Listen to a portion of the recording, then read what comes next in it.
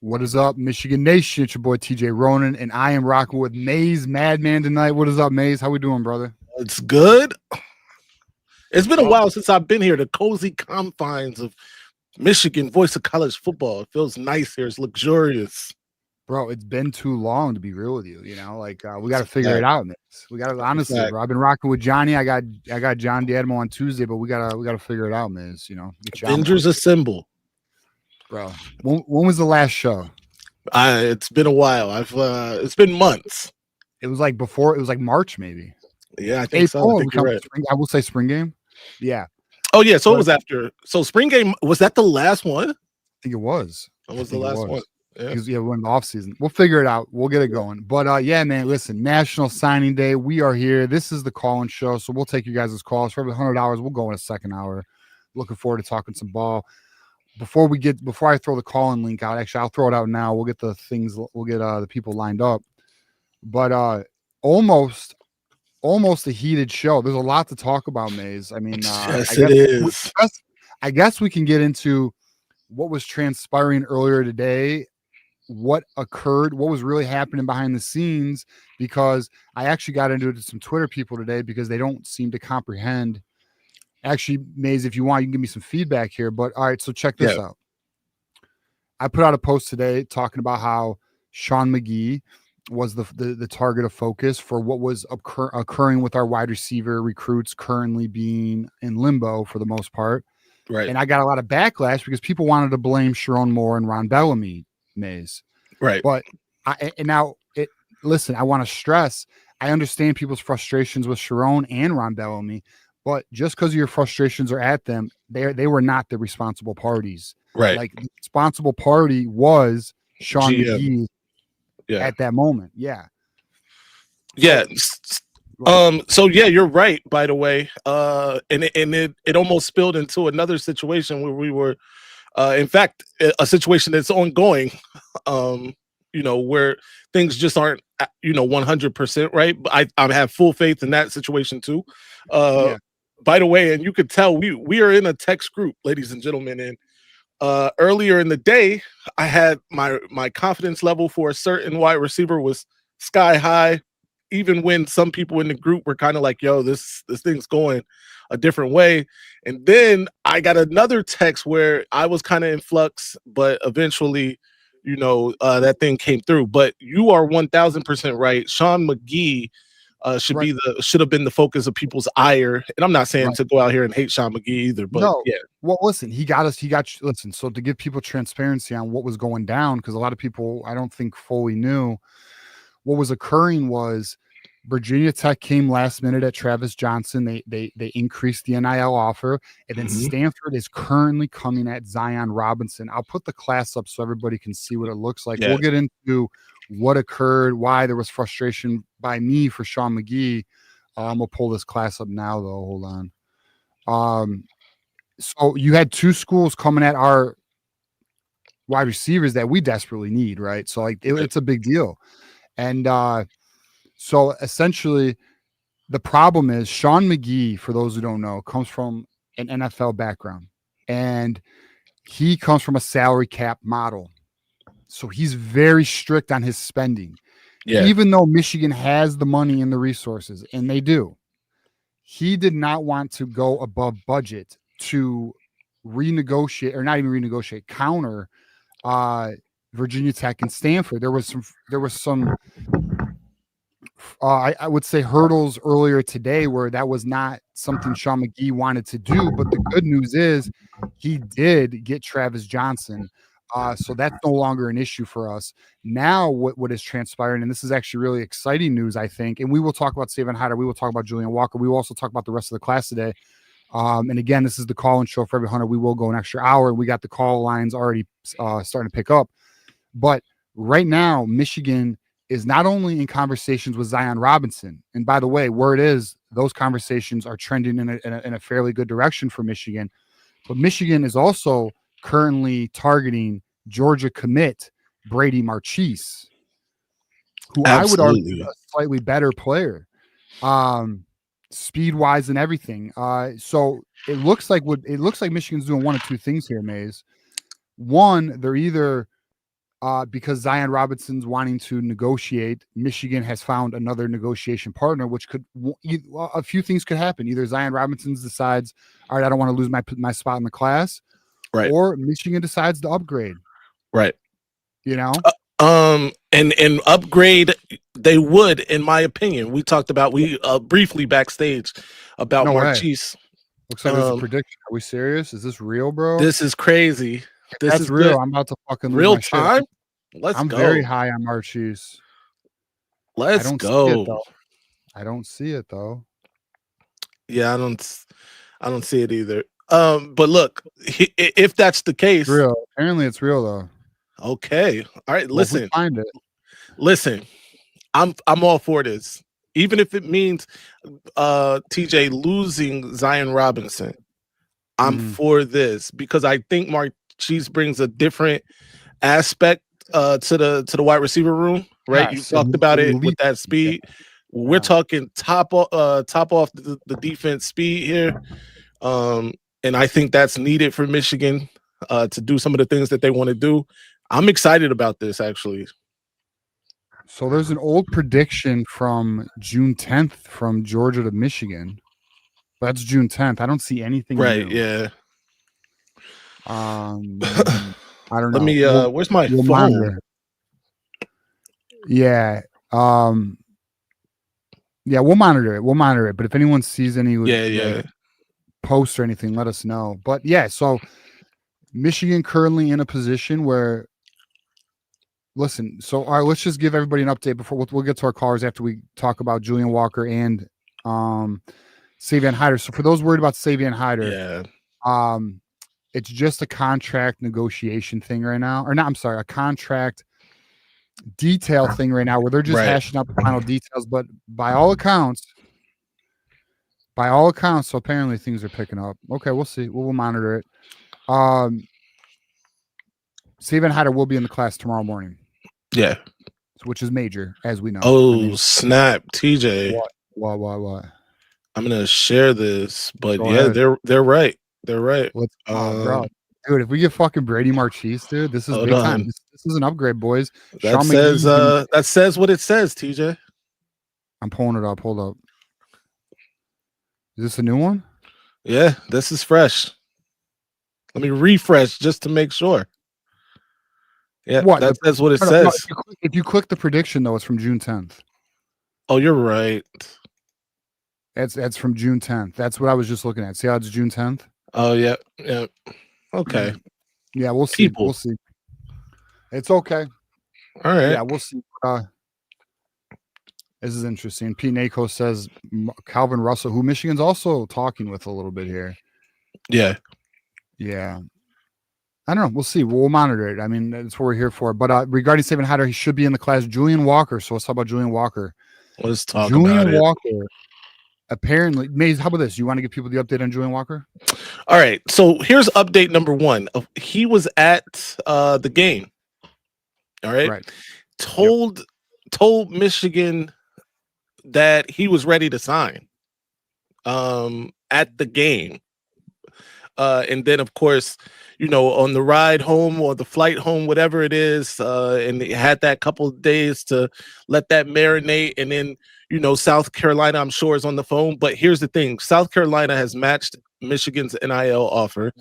Right. South Carolina is, the home team, basically. Right. His father works on the staff. It's so easy to assimilate there, right? Mm.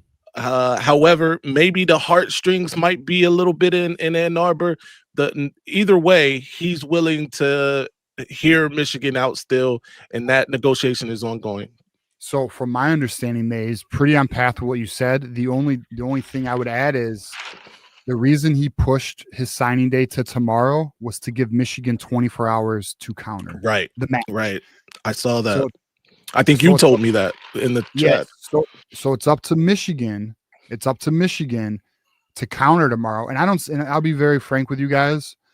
I don't see why we wouldn't, because it's not because Michigan doesn't have the resources. It would simply be because Sean McGee doesn't want to go too far beyond his budget. And we could talk about that. We could talk about that because I think that is something that needs to be critically talked about. I think, and I'll just give my initial thought on it. I think Sean McGee's a little too strict on this salary cap that he's implemented on the roster, even though he has more resources that he's not using. Now, let me also stress and play devil's advocate. Apparently, they're going to be aggressive in the portal, and it could potentially be that he wants to save the rest of those funds for the portal. Let me pose this to you, TJ. Yeah. Do you think it's a slippery slope, right, to get to the 25th hour in these signing day situations, early signing day or national signing day, for a kid to kind of hold the program hostage last minute and be like, hey, these people are offering what you're offering or more than you're offering or whatever it is. What do you say? You know what I mean? I do think, although I am a huge advocate for paying the players and NIL, I'm a huge fan of that. I am not a fan of playing games, and I'm not saying anybody's playing games here, but this is a slippery slope in my opinion. Yeah, I mean, look, this is essentially the epitome of negotiations. You're up against the final hour, and leverage is on. Well, the leverage can be on a school side, which it looks like Michigan's trying to build more leverage. For example, with the Marchese situation, Zion Robinson, by another. I like that. Yeah. And then with Julian Walker, the reality is South Carolina really wants him. Yes. So it could be potentially one of those things where Julian Walker's like, you know what, if Michigan can increase the offer, I'll go there. But if they match, then I'll just stay home. Yeah, and in this case, TJ, you're right. South Carolina does really want him, and I understand this one's real, right? It's not a situation where he's just trying to play both sides. There's real skin in the game for both sides in terms for him. So I'm not mad at that. I do think what you said about Marchese, I like that move by Sean McGee in Michigan, right? Yeah. And as far as like, I saw somebody say, come play with the rest of these studs that Michigan has.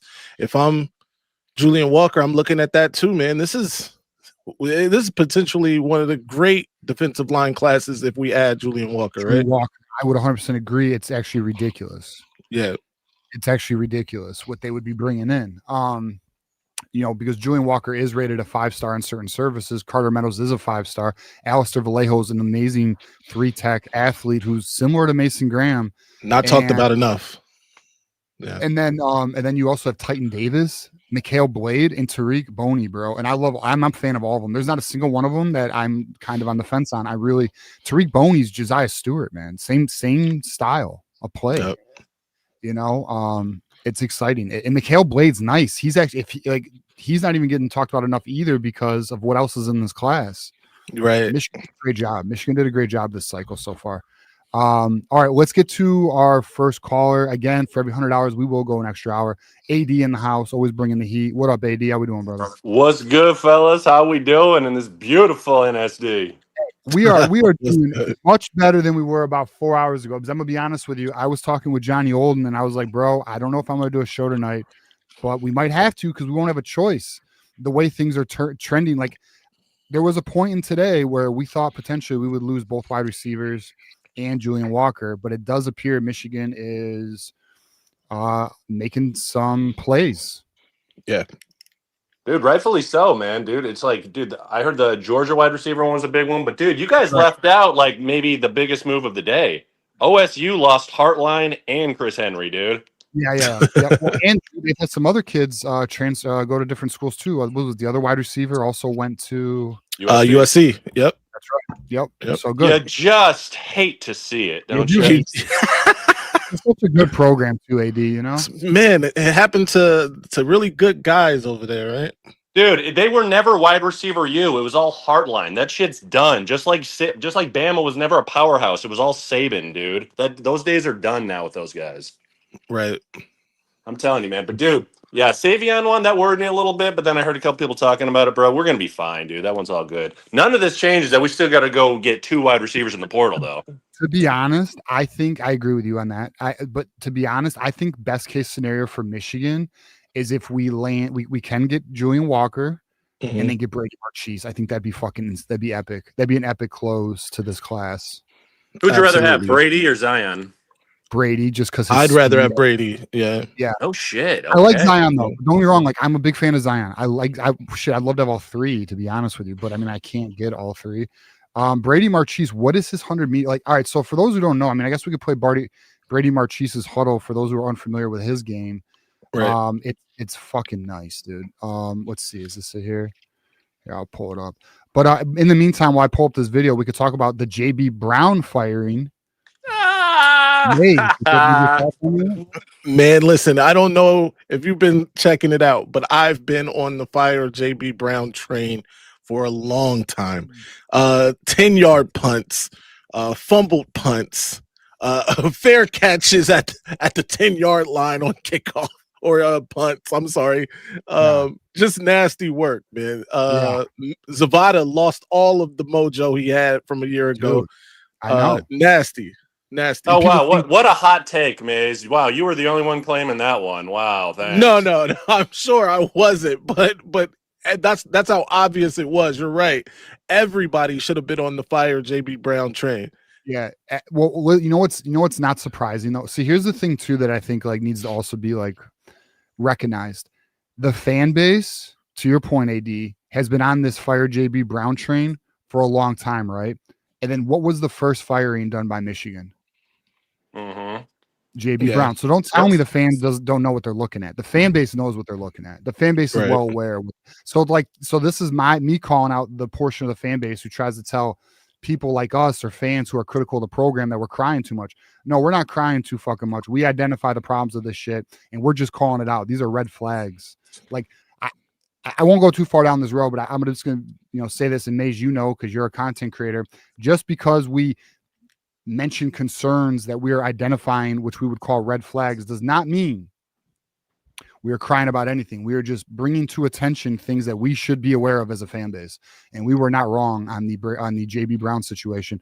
So here is Brady March's highlights. For those who don't know, you'll see a very good speedster here, plays with great, I guess what's the word I'm looking for? Like, look at the speed, just so you guys know, look at the speed off rip. 22 miles an hour, guys. Just so y'all know, Jahmyr Gibbs in the NFL hits 22 miles an hour.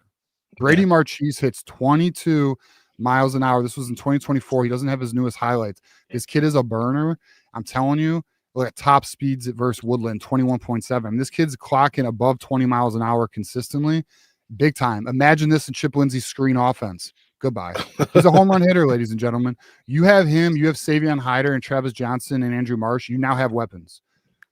Right. Hey, do you think there's any chance we can actually get Chip's offense one of these days? Or yeah, if Sharon Moore chills out and allows Chip to run his offense. But look at this. I mean, like he's like Justice Haynes at wide receiver. Like he's a home run hitter. This is I've always been impressed with Marchese. And to hear that, they're back in play with him. Yeah, it's a beautiful move, thing. Really. Who saw it coming, because everyone's like, oh, well, Zion Robinson and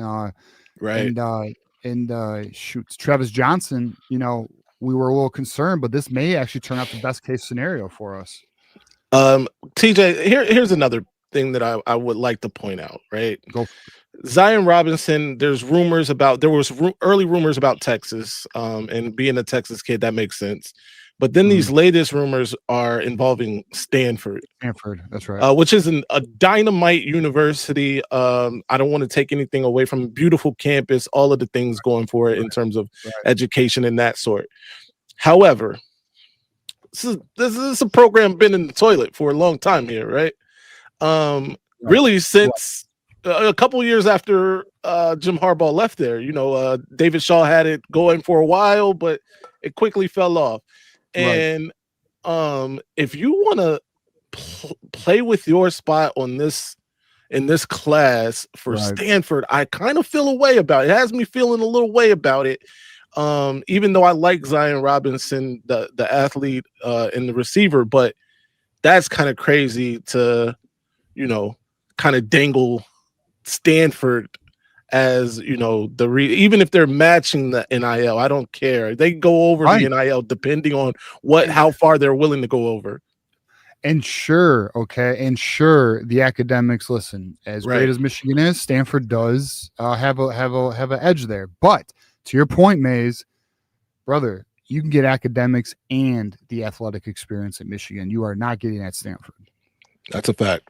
And dude, Miles Hayden did the same thing a couple of years ago. Then 2 years later, he wised up and came home. So That's right. And not only that, yeah, sure, your base NIL may be the same. They may be matching, but think of the additional NIL, the autograph signings, the personal appearance events.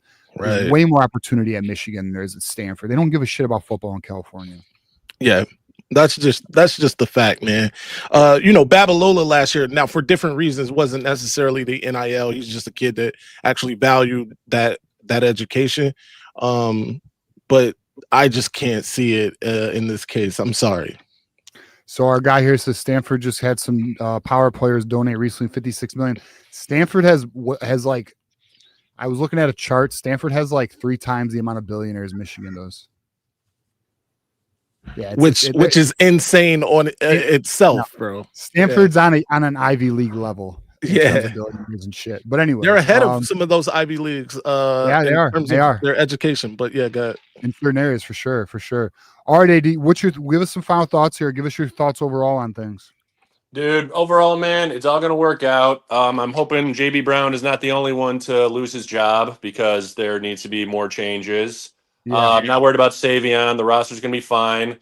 This is a huge offseason for Sharon, dude. I'm willing to take my L on the contract bullshit. Yeah, I was a dumbass, but I'll take my L. But this is a huge offseason. AD, you're not a dumbass. And by the way, I brought you up on Tuesday's show because that was one of the craziest debates, as you know. And what's funny is because some Dom brought up that Sharon Moore deserves to be paid more than $5.5 million a year. And so I brought up what we had that debate in July or June or something. Yeah. Mm-hmm. It was a good time, man. I'm not mad. It was actually a really good show. But hey, it's all right, AD. We're gonna figure it out, hopefully.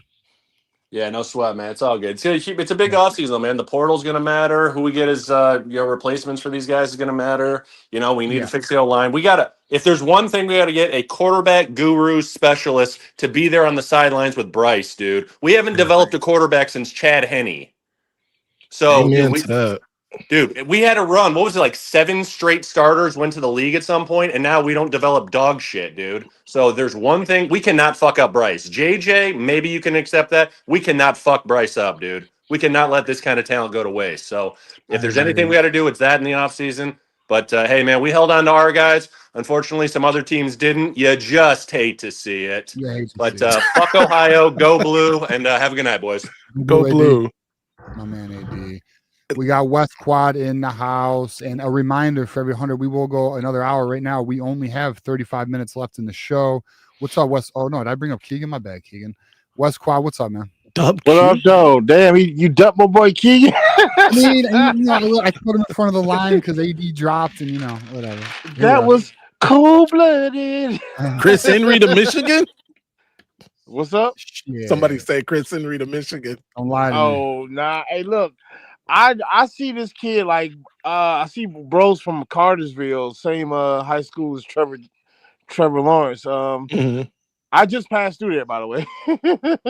I just on the way back from Huntsville, I passed through Rome and Cartersville and all that upper northwest Georgia crap. But yeah, man, I'm just happy that it was looking bad earlier, guys. I was I'm luckily I didn't panic, but I was about to text both of y'all hey, yo, I like what you did it with M3, but I was about to hit T say I'm like, yo, Yeah, is that offer still good? Can we talk, brother? Because Bro, I'm not gonna lie, dude. I was preparing to go on a fucking Torch Fest tonight. Yeah. For real. Ask Johnny, because I was like, I don't know if we're gonna do a show. I mean, even though we should, but like the reason why it's not tomorrow is I'm going to the Lions game tomorrow, so it wasn't gonna be a Thursday show anyways. And I wasn't sure I wanted to do a show tonight anyways, because I'm kind of like burnt on the season right now. yeah, you about to go scorch earth up in this bitch? You're muted. TJ, you're muted. Yeah. Okay.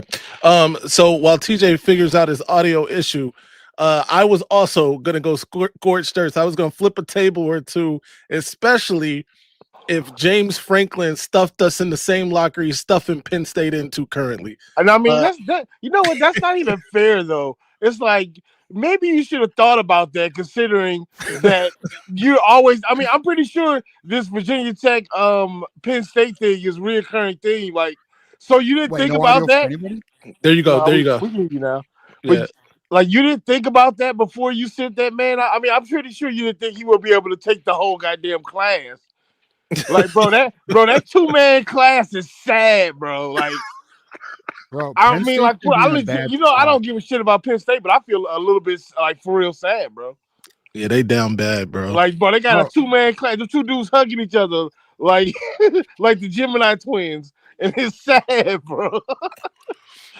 Like, how, bro? I mean, I don't know. I feel bad for them, for real. I mean, you know how they lost their coach, their season went down in flames, and Penn State has swung and missed on all their coaching targets. Yeah, but they Right. should have never. I mean, Well, we need to give them another wait a year. minute, West Quad. Don't go too far. Listen, James Franklin might be stuffing them in the locker right now, but he also stuffed No. their- Trust me, I have not forgotten about the fucking trials and tribulations of James Franklin. But I'm saying, like, bro, we could be in the same situation if we were hasty with Sharon. This class would have fucking imploded. So I'm glad that cooler heads prevailed, and we can at least get these guys in here to give them a chance, because, you know, I know, hey, needless to say, I was one of those ones, like, that Saturday, bro, if you had asked me, I might have said baby bath water out. You know what I'm saying? Get rid of all of it. Right. So, you know, cooler heads prevailed, and we now have something to look forward to tomorrow and next year. Yeah, I don't want to go back to the goddamn Rich Rod days, bro. Hell no, I know. Yeah, the fan base don't want that. It's bad enough having bad Sunday football, but to have bad Saturday and Sunday football it makes me a bad person. I was mad as fuck in the fall. I walked around wanting to fight people. Wes, who's your NFL team? The Raiders. In '98, I went with Charles Woodson. Okay. Unfortunately. Well, I'm a Lions fan, so I had a lot of bad Saturdays and Sundays. You did. So Your fucking- Saturdays are a lot. Your Sundays are a lot better now. I mean, that's like my lightweight second team. Like, I want y'all to win almost as bad as I want us to win, but like you're right behind us. That was my original team: Herman Moore, Brett Perriman, Fuck, Barry. bro, come You back. know what I'm We'll saying? I was fucking there. jump back, bro. Fuck the Raiders are in trouble. Yo, I can't, bro. Like, I've given You too much can't of my do that. I've given too much of my heart and soul. But I really want, trust me, I'm gonna celebrate if the Lions get a Super Bowl. I'm gonna celebrate it almost like it's mine. But it won't I'm quite with be that the too, by the same. way. But I'm you know what I'm adopting saying? It the will Lions. though. I want the Lions to get a Super Bowl. Just We got Cole here. He goes, he loves seeing everyone freak out about National Sign Day. This is the same stuff that got us Bryce and Justice Haynes, guys. Anyways, cheers the 2 months. Hey, shout out Cole. Thank you for being a member of the community. Cole is a member. You should. no, I respect. That's what I'm saying. That's to be perfectly honest. That's the only reason I want to keep Sharon at this point. It's his recruiting prowess. It ain't the X's and fucking O's. I'm being No, it's honest. clearly not the X's and fucking O's. It's clearly or the timeout management. It's clearly not that. Bro, I'm so over that, bro. Like, why are you like worse than my little brother when he was like 8 years old at timeouts? He understood. Rome must not have played a lot of Madden or NCAA. Bro, none. No NCAA football growing up. No Bill Walsh college football. None of that. We all understand the timeout game better than Sharon Moore. But anyways, we got Mr. Gander here. TJ, explain the Savion Hyder situation so everyone who doesn't understand knows what's up. Okay, simply it's just contract language that is being resolved. He will sign in the morning, so Savion Hyder will be in the class. Yeah. So So, oh, okay. I remember previously, both of you guys told me that it was no chance, but Calvin Russell. Right. Isn't that amazing how that seems to adjust? And it seems to be more of a Dusty May thing than a players mess up too. Hey, hey, look, bro. Clearly, that was not how it's supposed to go, bro. Well, no. All right. So let's lay it out. So here's what happened. Hayes Fawcett built a committed to Michigan graphic. Okay. Right. Of course. He told the class he was going to commit to Michigan. I heard I got word he was a silent like 2 weeks before his announcement. And I even had an individual from 247 confirm that with me, so I know it was real. So that's why you were so well. That's why we were all so cocky. I could read the tea leaves. Yeah. And 5 minutes before his decision, which is why that delay went down the way it went down, he chose Syracuse. And Hayes the other reason why the delay was longer is because Hayes had to rush to make a new graphic. Wow. Yep. Wow. That's why I was so shitty. So that's why typically when that happens, Michigan does not play, like they don't communicate with you anymore. So I thought it was completely dead in the water. Now I will say this.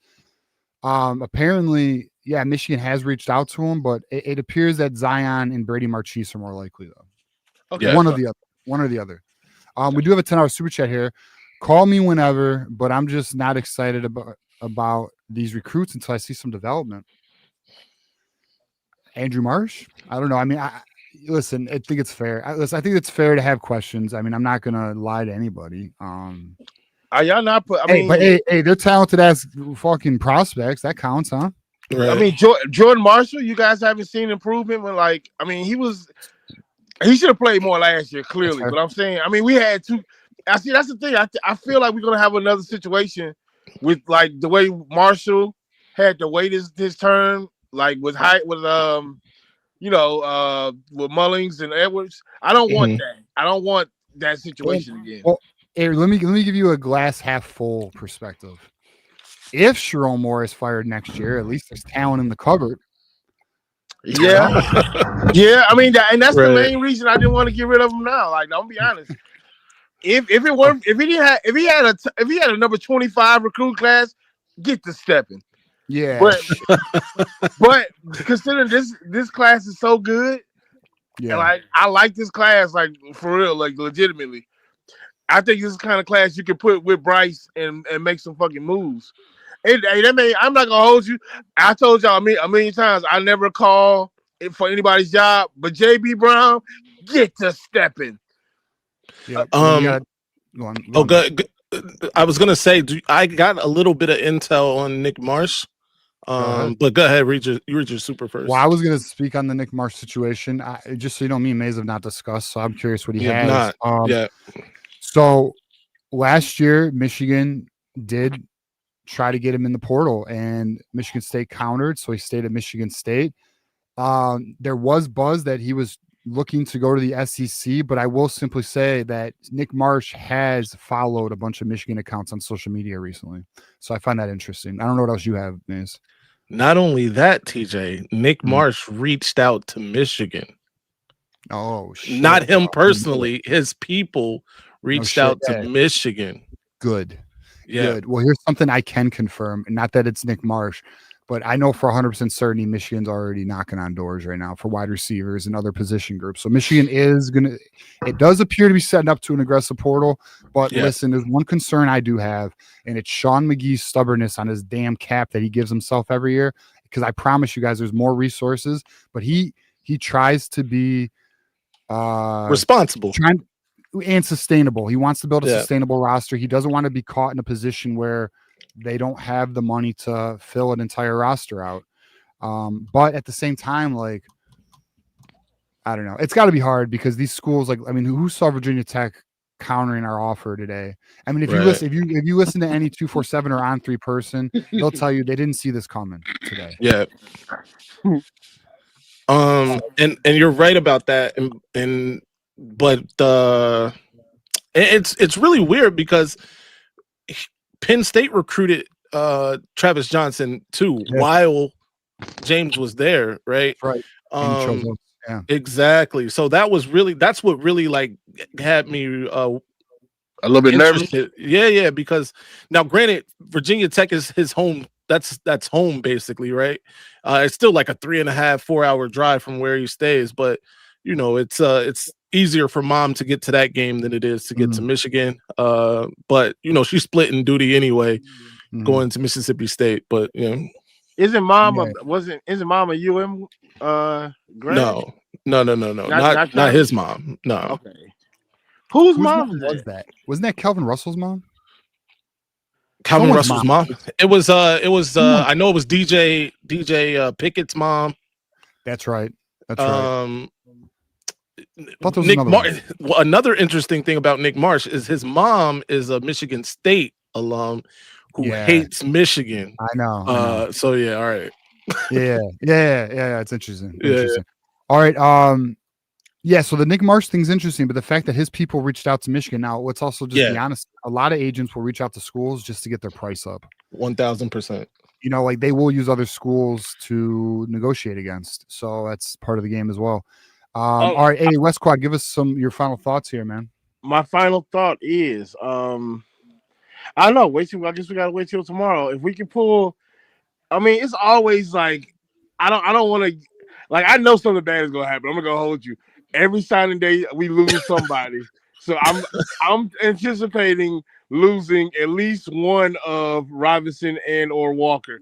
But Robinson's fine. Give me Brady March. If we can get Marchese, then I'm fine. And I'm actually very ecstatic. Listen, if we can get Zion Robinson and Walker, I'm ecstatic. If we can get Marchese and Walker, I'm ecstatic. I mean, then it's a good recruiting class. Then we just have to do well in the portal. That's just what it is. What do you think about the prospects of getting Marchese and Robinson? Oh my gosh, it'd be epic. I mean, to have Travis Johnson, Marchese, Robinson, and then Jalen Pyle as a developmental. I mean, it's nice. Yeah, it's nice. The wide receiver room would have some real depth because you would have Jamar Browder, you'd have Andrew Marsh, Travis Johnson, Zion. I mean, like, dude, you're talking like 5 deep. We haven't even seen the Washington kid, right? Right. And who's a big receiver, bro. Yeah, fast in terms of tall. Yeah, he has some speed to him. I like Bonner at receiver, but we'll talk about that some other time. Yeah, guys. No, that's all I got. Thanks for having me. Go Blue. I anticipate being right though. I don't want to be right, but I just feel like it let it be Zion Robinson, bro. Let it be Zion Robinson, and we'll be all right. Cool. Yeah. Yes, Mason Bonner is who I was talking about. Go Blue. I think he played wide receiver. I think he played some wide receiver in high school. It's all about his foot speed, though. I guess at this level, maybe some route running. But yeah, I know he played some receiver in high school. Yeah. All right, we are 70 away from a second hour. Appreciate everyone contributing to the channel tonight. Appreciate everyone watching us tonight. We are. Let's see. What is your level of confidence on getting Martinez? You think he means Marchese? You mean Martinez or Marchese? Who's Martinez? Do we know? Yeah, you threw a new wrinkle in there. I'm not aware of a Martinez. Who's Martinez? If this is about Marchese, then man, I don't know how to gauge it. I am intrigued though. I'd say about 50%. What I find interesting right now is that the most recent update on Zion Robinson was actually Michigan was willing to counter Stanford. But what's interesting though, Maze, is they still are in pursuit of Marchese. So like, what the hell is that about? Like, are they potentially, because of the Zion Robinson, did they decide to reach out to Marchese, and because Marchese responded, now Michigan's flirting with Marchese? I don't know. It's an interesting situation, man. Right. Both of them. Both.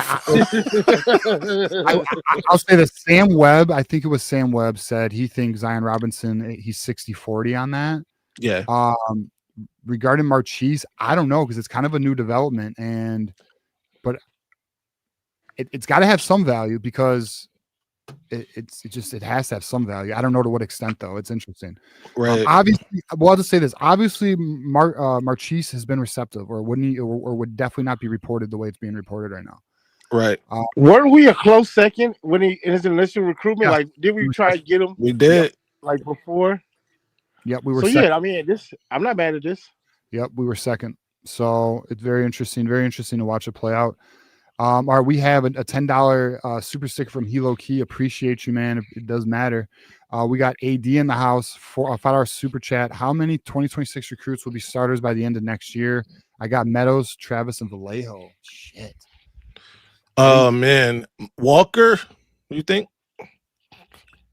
If we get Walker, I mean, maybe, because who's our edges next year? We Right. don't even You're right. Give me a percentage on that, TJ. percentage of what Walker? On landing Julian Walker. Where do you think we stand?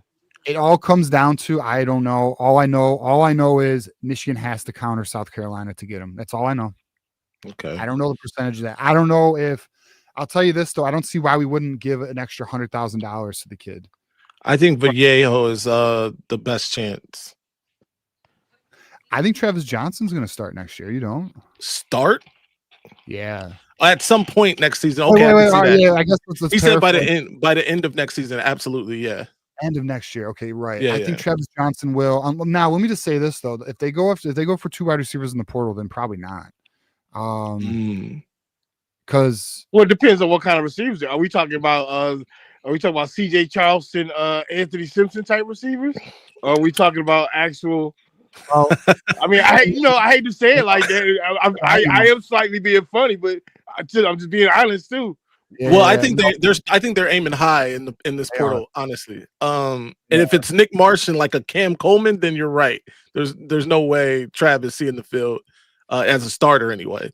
But yeah. All right, so starters, I think Carter Meadows could start because I don't know where the edges are coming from. Yeah. All right. I don't listen. If Alistair Vallejo can start, then he really is Mason Graham because Mason Graham started as a freshman, and that is some very unheard of shit in the trenches. Yeah. Travis Johnson, I do think can start, and I'll give you one. Matt Ludwig, I think can start because I don't know who our tight ends are. Yeah, I don't know who our tight ends are. I think Matt Ludwig. I think you got to put some respect on Zach Marshall, bro. Like he played better than I expected to in the Zach time Marshall. he played. Hogan Hansen's back, right? And hold on, and I saw people. You mean Marley Klein playing his way back in? That's who he is. That's who Hogan Hansen is to me. He's Marlon Klein 2.0. Like, I think they look better like on paper than they do on the field. Respectfully, if the Hansen family's watching, I'm sorry. I'm just saying. I'm just being honest, bro. Like I like what I saw from Marshall and Tonelli more than I saw from Hansen. I agree. I think Marshall actually showed. I think Marshall showed that he wanted it. Right when he got his chance. Hey, this guy. Shout out to Pizza Treat. Shout out. And we got $10 sticker. Appreciate it. We are 35 away from a second hour, but just got another $10 hitter. Andrew Olish, don't lie to me. Don't lie to me. I don't know. He's in the portal, right? I don't think he's gone in the portal yet, has he? Okay. Bro. He should. Hey, how's dad feeling? Right. Bro. Asking for a friend. No.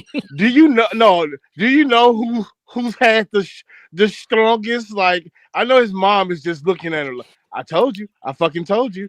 I told you. Right. Because she did. She did tell him. Right. She was so disappointed, bro. I don't know how many games he fully played, but he only tallied stats in one game this year. That's nasty. That's nasty. That's not great. No. He had 3 receptions for 43 yards on the year. Terrible. That's a good quarter. Yeah, exactly. That's a good coaching leveling quarter right there. Especially for Andrew March. Hey, all right, Westquad, let's get another final thought from you. You rock with this. Well, running back. All right, I'm gonna be positive and say I was gonna say we don't lose anybody. I took it back that quick because I'm feeling the love in the Michigan chat tonight. We do not lose anybody, but you know what? I understand. Why are we offering Julian Walker's dad? Maze, what'd you say before the show? I said I didn't know why we haven't offered his father a job. It's not like Tress is blowing us away with his production. I'm not impressed with Tress. I'm not saying that we should offer him Tress's job. And if we are going to offer someone Tress's job, they should be a dynamo. But yeah, He can be on the staff 1000%. Yeah. I mean, we did it for Devin Bush. Why can't we do it for Julian Walker? You know Right. damn well if you hire Dad, he's coming. Mm-hmm. Shout out Daniel. Yeah, shout out Daniel here, $50 hitter. Stuck got at us the airport, man. extending the show because he's stuck at the airport. Well, we got to help him out. We're here for you, buddy. Get a Go shot. Blue. Go to the bar. Yeah. Get your Bluetooth earbuds in. We're gonna rock with you, bro. We're gonna make it another hour here. Positive Appreciate it. vibes. Are you guys doing the show tomorrow? No, No, I'll he's be- at the game tomorrow. Oh, Yeah. that's why we're doing it tonight. Okay. My well, bad. and it's the signing My day. bad It just kind of shit. worked out, you know. Mm. To be honest, I was actually not gonna do a show at all this week, but Gotcha. yeah. All Johnny right, twisted his arm. thanks for having me. I'll be in the chat. Go Blue. Go Blue, Westball. All right, let's appreciate Daniel for fucking getting us through it. All right, we Let's got do it. Keegan here. Keegan, what's up, man? Hey, what's up, guys? You tell me, man. What's the word? Man, a bird in hand is better than two in the bush. I agree. So the recruiting class, I'm not going to reduce what it is, but the transfer portal has to be like the main focus right now with whatever money they're going to throw at it. I want them to throw at it in all directions, but your goal is to field a team that's competitive every year. And other teams have done that, like Indiana, for example. So you gotta throw it at the transfer portal, and just field a team that's going to be great, you know. And a lot of the things I had to talk about had to do with recruiting, and you know that's been covered. But Well, no, go ahead. What do you like? What, people want to hear. We got people coming in and out. What's your thoughts on recruiting, man? so, who do y'all think is going to be the receivers class? If you had to just decide right now, who do you think's in? I'm saying Zion Robinson is out. I'm Yeah, saying okay. Marchese is in. I would love it. I don't know it. If I had to call it, well, we know it's Travis Johnson, Pyle. Yeah. I don't know. I do want Marchese, but it might be Zion, which is Yeah. fine too. It's a win-win, but I like Marchese more. I think I'm with TJ here. If I had to call it right now, based on what we've been, based on what TJ has shared and what I know about the Zion situation, I think we're closer to landing Zion. But I know early in the show, people were saying that the Marchese thing was looking like a go for Michigan. So, but with that said, I think based off my educated guess, Zion, Travis, and Pyle. Which is fine. Which is Well- absolutely fine. It's a good recruiting class. Why is Brady Marchese a thing? So I think that's because Share that theory, because TJ's theory is beautiful, actually. So I'm pretty confident I'm on path because Zion Robinson and Travis Johnson both had their NIL offers matched or had more offered from Virginia Tech. Stanford matched Zion Robinson. I think Michigan decided to, kick tires and reach out to some receivers they were close with to kind of see where they were at. And they reached out to Brady Marchese, and because Brady Marchese responded and with interest, I think Michigan finds itself in a position now where they need to figure out what do they want to do. Do they want to spend more on Marchese, or do they want to, offer more than Stanford is offering to Zion Robinson? Right. So that's my thought. I think the Marchese thing happened because of today's, for sure. situation with our two committed wide receivers, which is fine. So you think Zion Robinson is in? Well, here's why I say it, because Michigan's willing. It does appear Michigan's willing to offer more than Stanford, but I will say I think the Brady Marchese situation is now making Michigan think about it more. I actually think the staff wants Marchese more than Zion. I could be wrong though. I could very be wrong, but they wanted Marchese pretty bad in the summer. He runs 22 miles an hour. The kid's a burner. He offers something. Now Zion Robinson's very athletic and very quick too, and we could play his highlight tape next, but Marchese he's an element that we don't have. Nobody's Yeah. running 22 miles an hour at the wide receiver position for us, you know.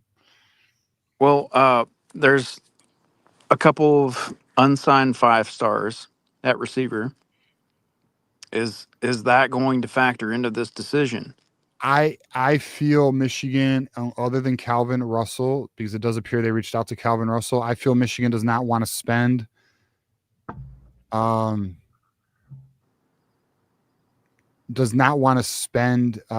money it would take to get. I think they'd rather get a portal receiver. I guess let me put it that way.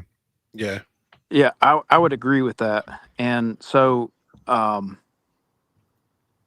so at this point, if we're not willing to spend at receiver in the recruitment process, are we now taking 3 receivers in the portal? No. I I think they're going to try and get 3 this class. So you'd get either Zion, Marchese with Johnson and Pio, and I think they're going to go after 2 receivers in the portal. That's my guess. Okay.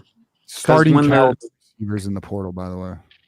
When the Zion Robinson thing happened, I was thinking maybe we need to move to 3 in the portal. I think it'd be hard to convince 3 receivers to come here because Andrew Marsh is starting. You're probably only going to get 2, to be honest with you. To be honest, that's just kind of where I'm at with that. Let me read the super chat here, though, Keegan. We had Darren here, $50, another $50 super chat. Thank you. With all these injuries, we can hire a better conditioning coach. Can we hire a better conditioning coach, then go get a QB coach? Well, we need both, I will say. Yes. And we'll see what Michigan does here. I would like to see a new strength and conditioning coach. I would, for multiple reasons, not just because of injuries. I know some people don't buy into the injury perspective, but it does appear to me the mentality of the program has shifted, and I want somebody who will reinstill the unbreakable mentality Michigan used to have. And I don't feel like Justin Trust is doing the best job with that right now, to be honest with you. Well, we lost. Didn't we lose Rod Moore and Blake Corum and who else? There was a left tackle, right? Yeah, we lost. I mean, we have lost players under Ben Herbert, but the injuries we seem to have mounting injuries now. But I will say, to me, there's a mindset, bro. Yeah, there's a mindset. Yeah. Hit on it. Yeah. Yeah. So with Ben Herbert, we saw like those workouts and the team really rallying around each other and stuff like that. And just Ben Herbert's mindset, the mindset that he helped install into those teams, those really successful teams. And like you said, I mean, they suffered some attrition too, but it was next man up. Yeah, like Michigan had a mentality that regardless of the circumstances, they were mentally ready, and that does not appear to be. And like, here's another thing too that me and Juju didn't talk about on Tuesday's show. And actually, Chris Ballas, he said this publicly. Michigan moved practice indoors the week of the Ohio State game, and Doug Skeen and Chris Ballas are like, why are you not preparing for the elements that you'll be playing in? Yeah, it's that type of stuff, Now, granted, that's the coach's call, but the point being is there does appear to be a mentality shift versus what we were previously used to. Keegan, let's get a final thought here, brother. Yeah, man, I'm happy with the class so far, and like I said, man, I think the transfer portal is. I'm not reducing what recruiting is, but I think the transfer portal is more important than the recruiting class. They're both important. They both have their roles. Like, your recruiting is the foundation for your future, but your portal is your immediate needs. Mm-hmm. But for those who don't know, this is Zion Robinson. So this is the other wide receiver that we are currently. It's either Zion Robinson or Brady March, or possibly neither. Really, I mean, let's just be honest. It could happen. But this is. Zion Robinson is kind of he can stretch the field, and he is an athletic player. He just needs to add some weight to him. But, as you could see, the kid has ability and he has some speed. He doesn't have Brady March speed though. We got $89 Funk here, $5 super chat. How on earth Notre Dame able to get their best recruiting class in history this cycle, and Michigan not on that level with the same academic level?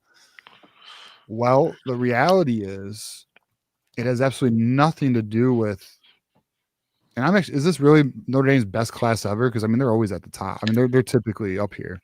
It has zero to do with academics. It's all about NIL. Just so we are now in an era, and this is something I feel like people were not comprehending earlier when I was talking about Sean McGee. I don't think people realize in this new era of college football. Now, some of you do, but I think majority of college football fans do not understand the significance of a general manager in the NIL era and what they actually do.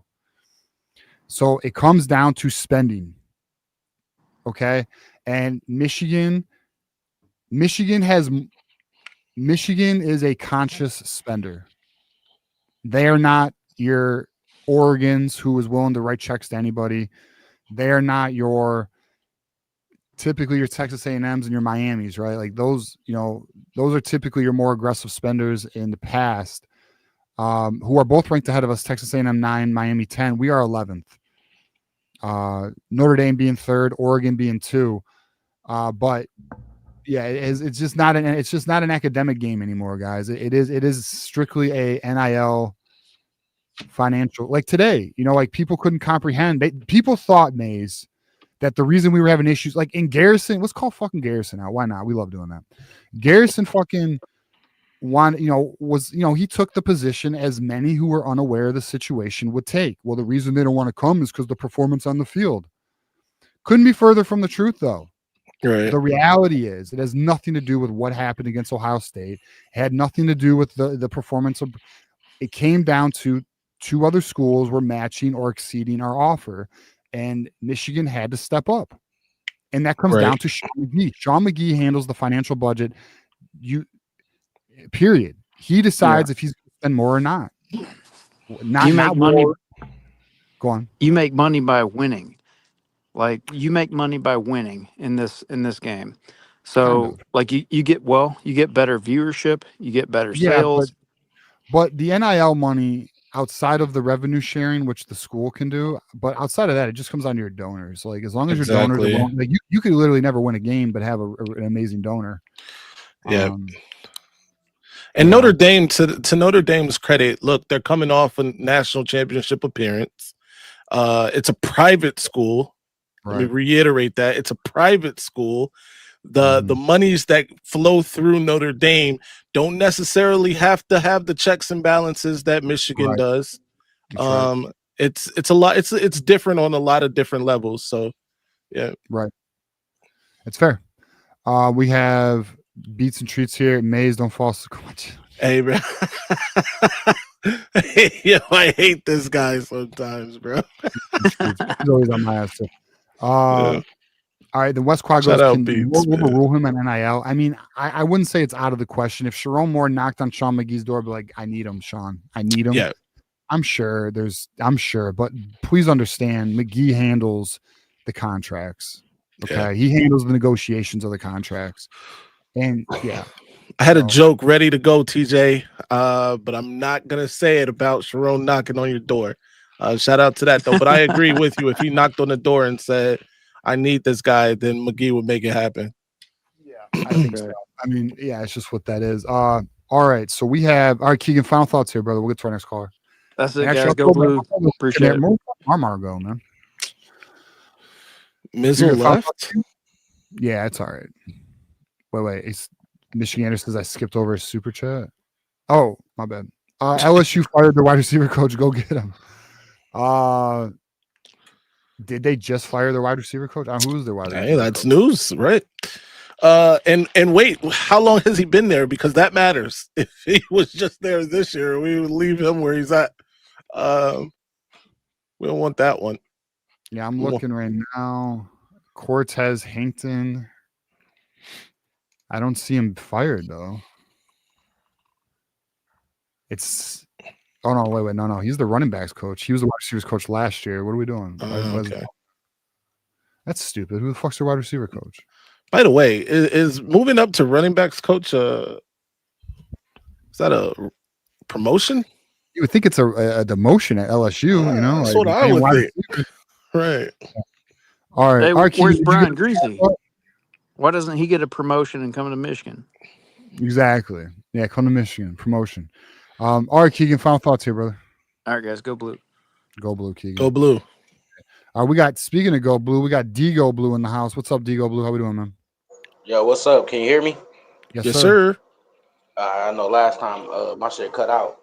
But how y'all doing up here? Great, man. Well, A lot better than we were 6 hours ago. shit, man, for sure.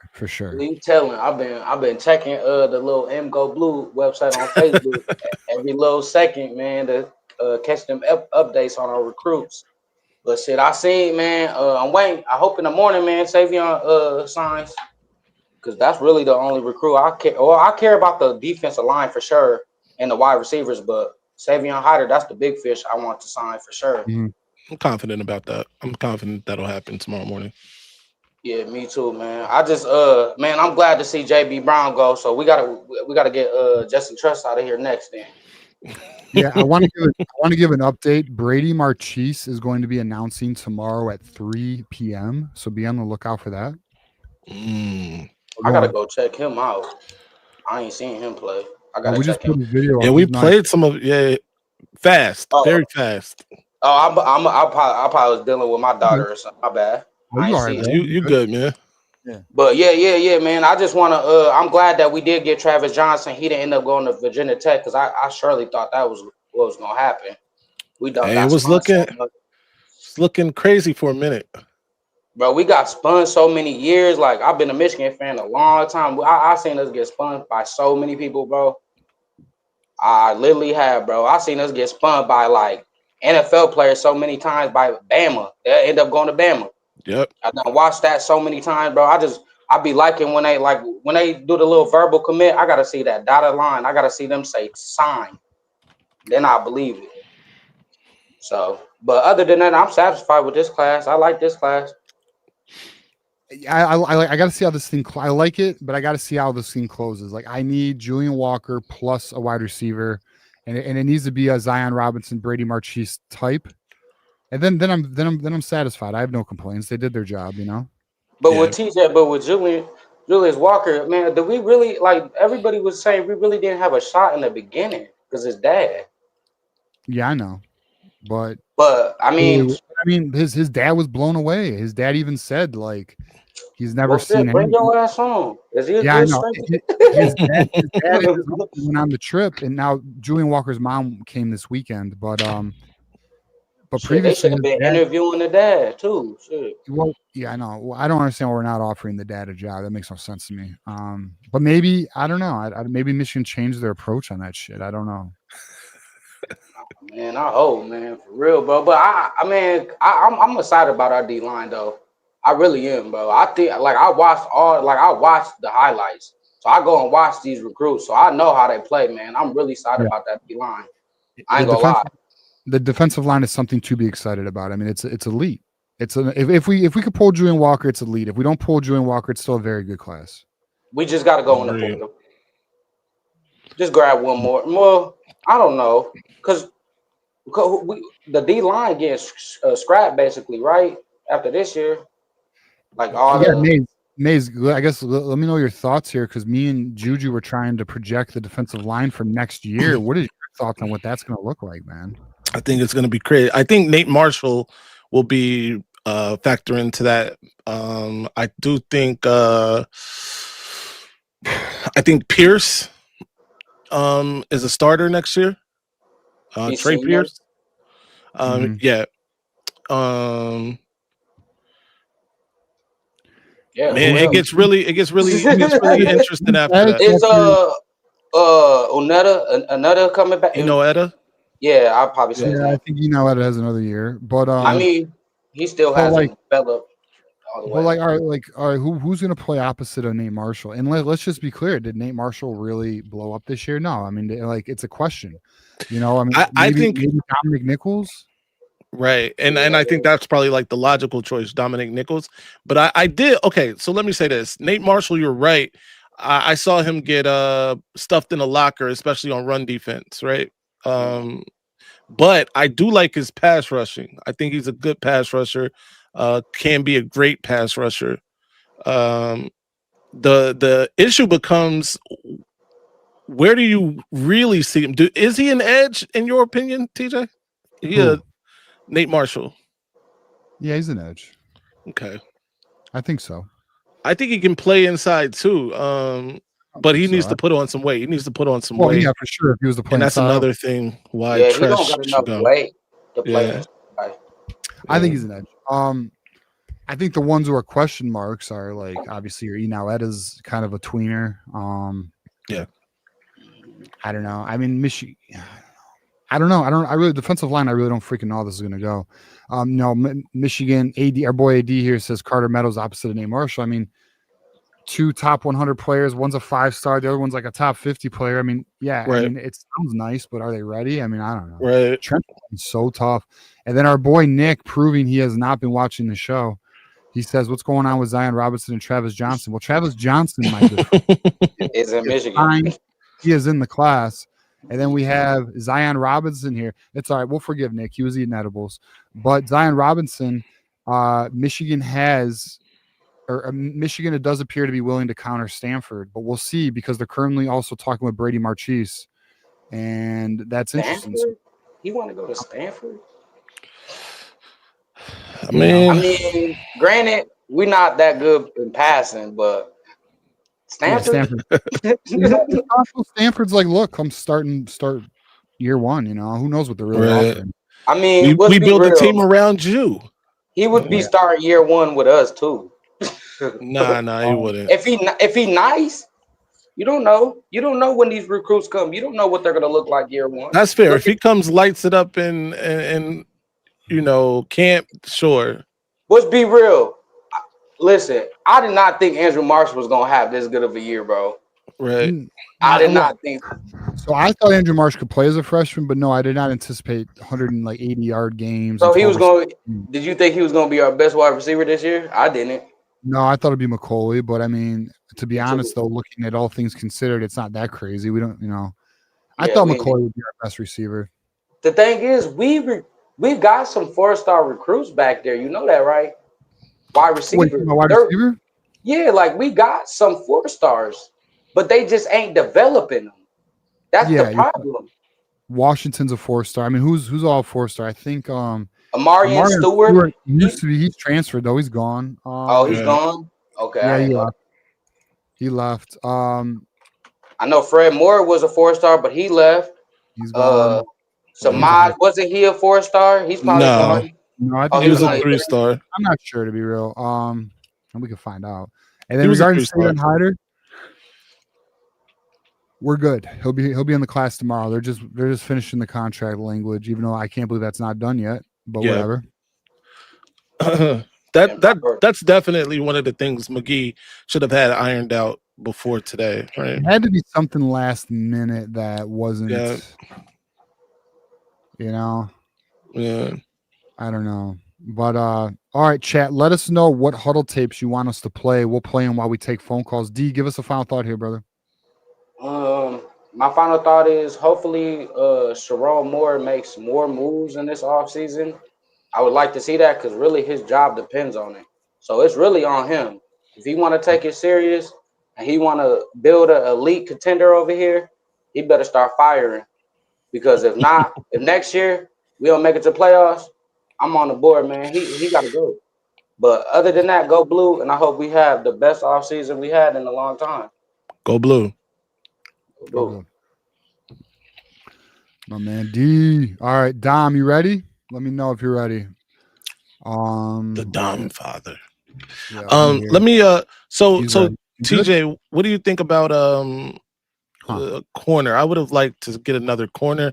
And do you think that that's something in the portal that they go after? It looks like potentially portal. I mean, I don't see who, because Havon Finney committed to LSU today. That was the other corner they were talking He did. about. I don't see another corner at this moment.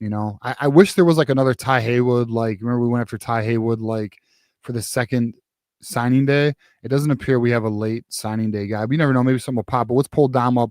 Dom, how we doing, man? Hi, gentlemen. Thanks for having me. What's up, man?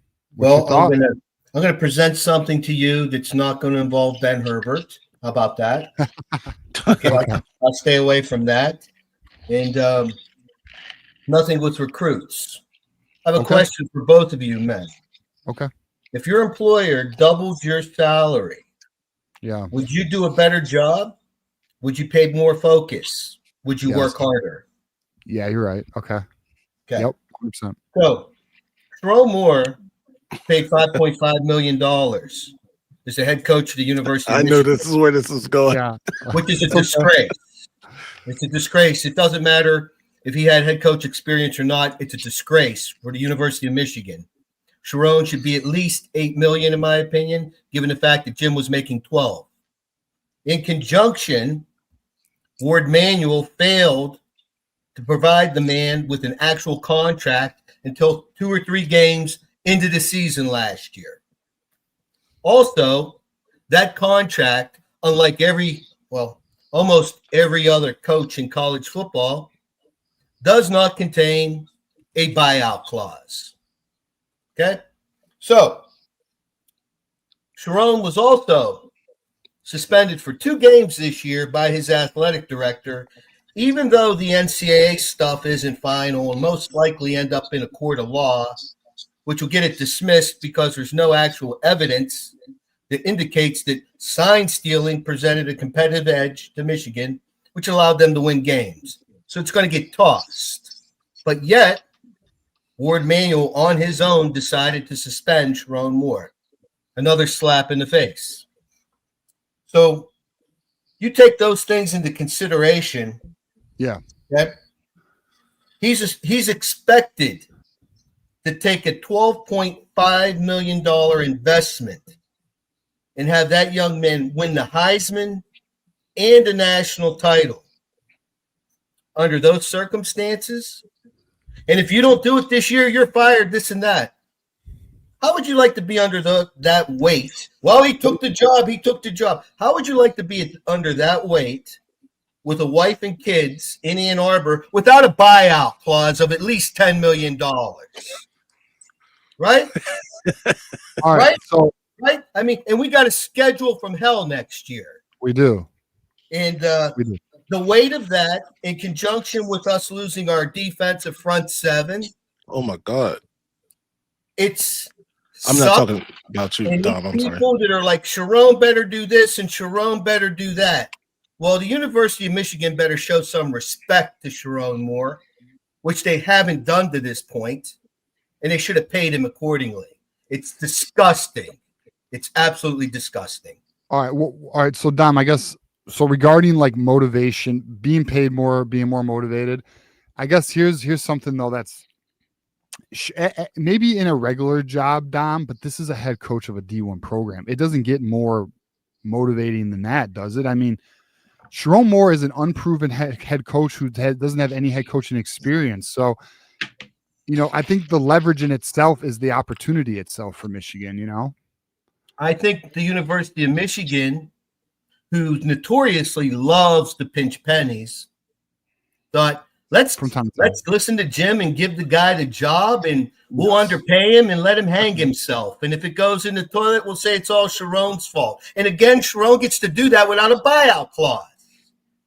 Yet people are like, Sharon better do this and Sharon better do that. A fungal. Get off Sharon's back. You know what I mean? Get off of his back. Well, I guess, Don, let me ask you this. I'm actually glad you brought this topic. I'm glad you brought this topic. I'm tired of hearing it about Sharon. The problem is, man, I lied. We need Ben Herbert, somebody who's going to instill mental toughness and physical toughness. That's what we need, guys. That's what we need. I agree. But he's not coming back. I lied. It's all right. He ain't coming back, Dom. He's gone, man. She's gone, Dom. She ain't coming back. All right. Fucking. I loved her so much, DJ. Dom, let me ask you this. No, listen, we agree though. There's a mentality issue at Michigan, and it does appear we need to figure that out. But regarding Sharon, let me ask you this honestly though, Dom. Yes, do you think Sharon Moore? Let's take Michigan out of the picture. If you look at Sharon Moore's resume this season, do you really think he deserves more money? not now, but it should have been done on the front end. And there could be something done in the back room, like, Sharon, we gave you this contract. We realized we really put it in your backside when we gave you this. So we're going to do something that's going to be outside of the media. That's going to be between us. It's going to be a gentleman's agreement. It's us saying, you know what, we didn't get it right, but we're going to make it right. And you know what, we're going to give you some additional incentives. And also, if this train does go south, please know you and your family are going to have at least a $10 to $15 million buyout.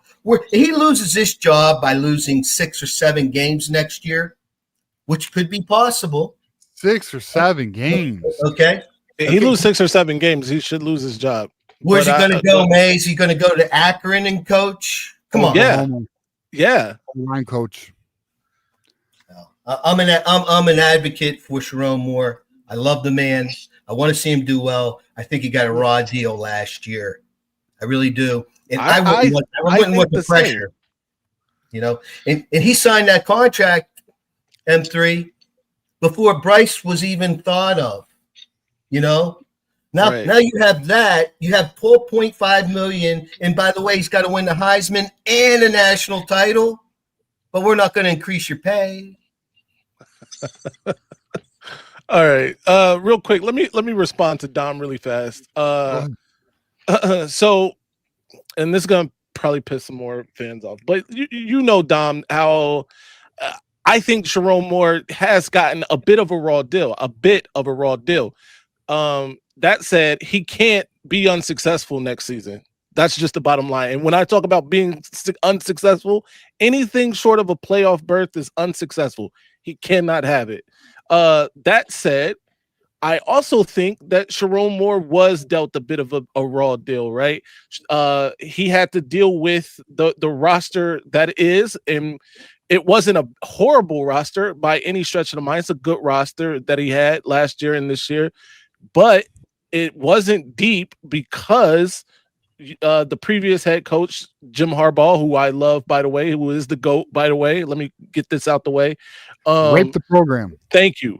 He flirted with the NFL for years, which in essence turned players off, by the way, which didn't help us in terms of those recruiting classes and rankings.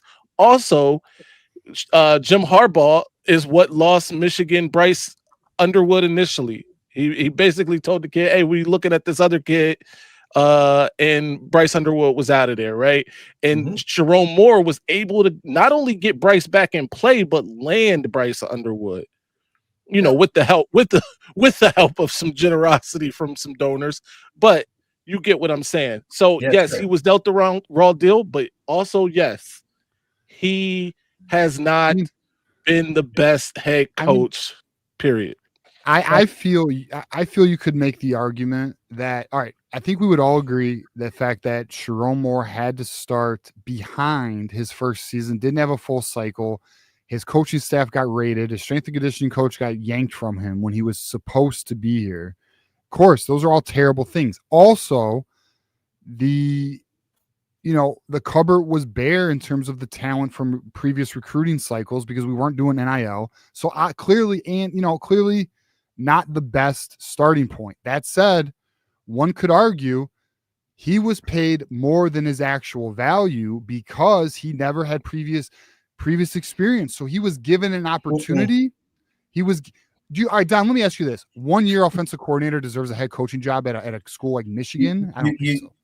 You know, that's a valid point. But the thing is, the brand is the brand. Okay. That's right. And it's he deserved to be paid what the head coach of the University of Michigan deserved to pay. Now, if they pay Jim 12, okay, it's his first go around, maybe 7.5, 8.5 range, but 5.5 with no buyout. You know, it's like Harbaugh didn't even leave a can of ragu, spaghetti sauce. What do you mean? You left Kirk Campbell. What are you talking about? Sharon. There wasn't even a can of ragu and an open box of spaghetti in the cabinet for when Sharon got in the kitchen. It wasn't that bad, bro. The mice were like, hey, we thought he's here. We're going to have something to eat finally, man. Bro, he had the best defensive tackle tandem in the world. And Grant and Graham. Now Grant, it is tough, Dom. I'm telling you, it's tough. There was not a quarterback in the building. No, That's a fact. But that was Kirk's doing, man, or that was Sharon's doing. They didn't want to go after anyone in the spring portal because he trusted Kirk Campbell. Did he have enough time even? I mean, it was. I mean, the window wasn't open yet. He had time. Okay, all right. You know, I think he had time. He chose not to. They stuck with the quarterbacks they wanted. In my opinion, he trusted Kirk Campbell on those 3 quarterbacks. Kirk Campbell said he could develop them. You know, they went with the Alex Orji project. How'd it go? We got our guy here. Says, TJ, stop with the excuses. I don't have any excuses for Sharon Moore, but I am talking about the reality of the situation he started with.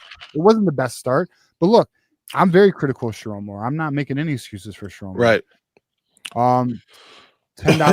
in all honesty, guys, thanks for having me. And obviously some extension on my part, pushing the envelope a little bit. But the long and short is I love Sharon Moore. And yeah, it's been difficult and there's been some mistakes. And Michigan isn't the place to learn on a job, what have you, but right.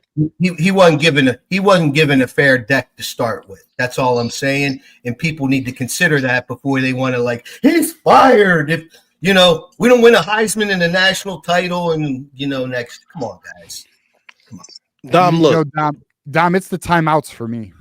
Thank you. I was gonna say the same. I was about to get there because this man couldn't call a timely timeout if it smacked him in the face. Yeah.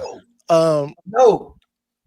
Every timeout he calls, is stupid, and everyone he doesn't call is stupid. Or challenge plays with flags or anything. Bro, was it the Oregon game when he did challenge something that was clearly, and this was a season ago. He finally challenged something, but it was clearly we weren't gonna win this challenge. It was clear we weren't gonna win this challenge. And it was like in 4K. Yes, I remember. I don't remember what it was. It's right. almost like exactly. All right, this isn't the one, Sharon, but all right. Somebody needs to down, remind Sharon he can call timeout. All right, Dom. Yeah, what they need to do is take down the, how many days to beat Ohio. They need to take down all that stuff, and they need to put up one sign that says 20 plays for 12 minutes. That's all that needs to hang. That was disgusting. That was unbelievable. Gross. Gentlemen, thank you for having me. I love you guys. Go Blue. Thanks for the laugh. Go Blue.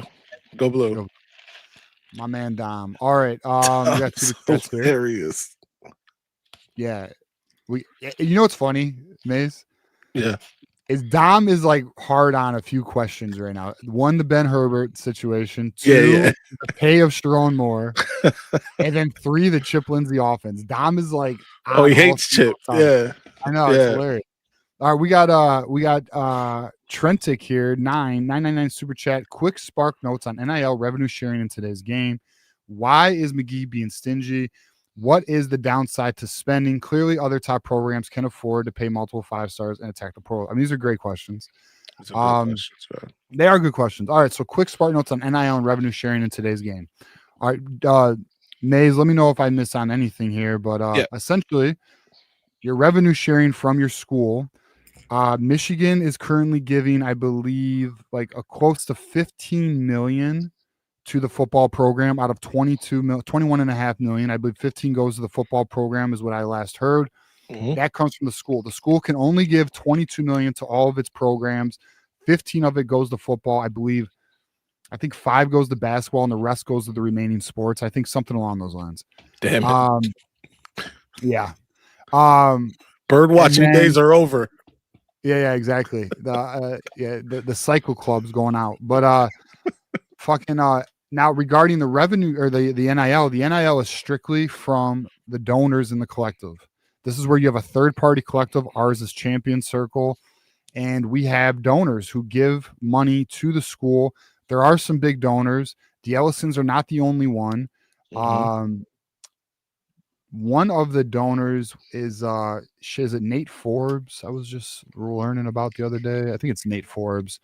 Nate Forbes is another big donor, I believe, is a CEO of a can't remember at the current juncture, but there's a few donors. But long story short, the Ellisons have given the school of the University of Michigan, they have committed a large sum of money annually to go to Michigan football and Michigan basketball. I'm not sure if it goes to the women's sport or the team or not. I do know it goes to the men's team. So that's where we are there. That's where your money comes from. Why is McGee being stingy? This is the real question that I think a lot of us need to really understand right now, because I don't think people understand McGee. He comes from an NFL background. He has a salary cap model, which is one of the things that Michigan wanted because they didn't want careless spending. But here's the concern I have, Maze. We kind of talked about it. I'm concerned there's stubbornness with Sean McGee. And I'll give you an example. Last portal period, Michigan backed out on a lot of guys because it went above Sean McGee's price point. Right. And I'm concerned this portal could be similar because Sean McGee is stingy when it comes to the spending shit. Like, he really has a set mindset and he does not want to go above his budget. I agree with you, TJ. And so here's the thing, Michigan fans, bear with me for a second. We do get excited about things initially, and only to then later on be like, oh, you know what, maybe this isn't great. Sean McGee is one of those things. And I'm not saying Sean McGee isn't a good GM. I still believe Sean McGee is a good GM. I do think, though, that somebody needs to talk to Sean McGee about, hey, maybe it's okay to go in the coffers a little bit, right? Yeah. Right. It's not like you get to keep the remaining money, Sean. Right. So there's that. Right. Yeah, and so that goes to the next question. What is the downside to spending? Well, I'll tell you this. There's more money than Sean McGee has budgeted. And I don't know why he doesn't want to touch the additional money. And I'm not sure what that is. I'm not sure his strategy. I'm sure there's a reason he would give. I mean, he probably wouldn't want to talk about it clearly, but behind a closed door, I'm curious what his answer would be. Mm-hmm. But other programs, see, the thing about other programs are, here's the thing, right? Let's say you're in an auction, because that's kind of what recruiting is, highest bidder type shit. Listen, when you're getting down to the final call, sometimes you got to raise your price. And this is where Sean McGee appears to have some hesitancy. He doesn't want to, which is why, if anyone has wondered why was recruiting so quiet from September till the day before signing day, it's because everybody was waiting last minute to get their final offers in. They didn't want to raise the price on themselves. So you don't want to negotiate against yourself. Mm-hmm. So essentially, Sean McGee, in my opinion, and here's the other thing too, there is a consequence. So there is a consequence to increasing offers to kids. Okay. So here's one thing that's kind of fucked up about college sports. Let's say you pay a freshman $1 million.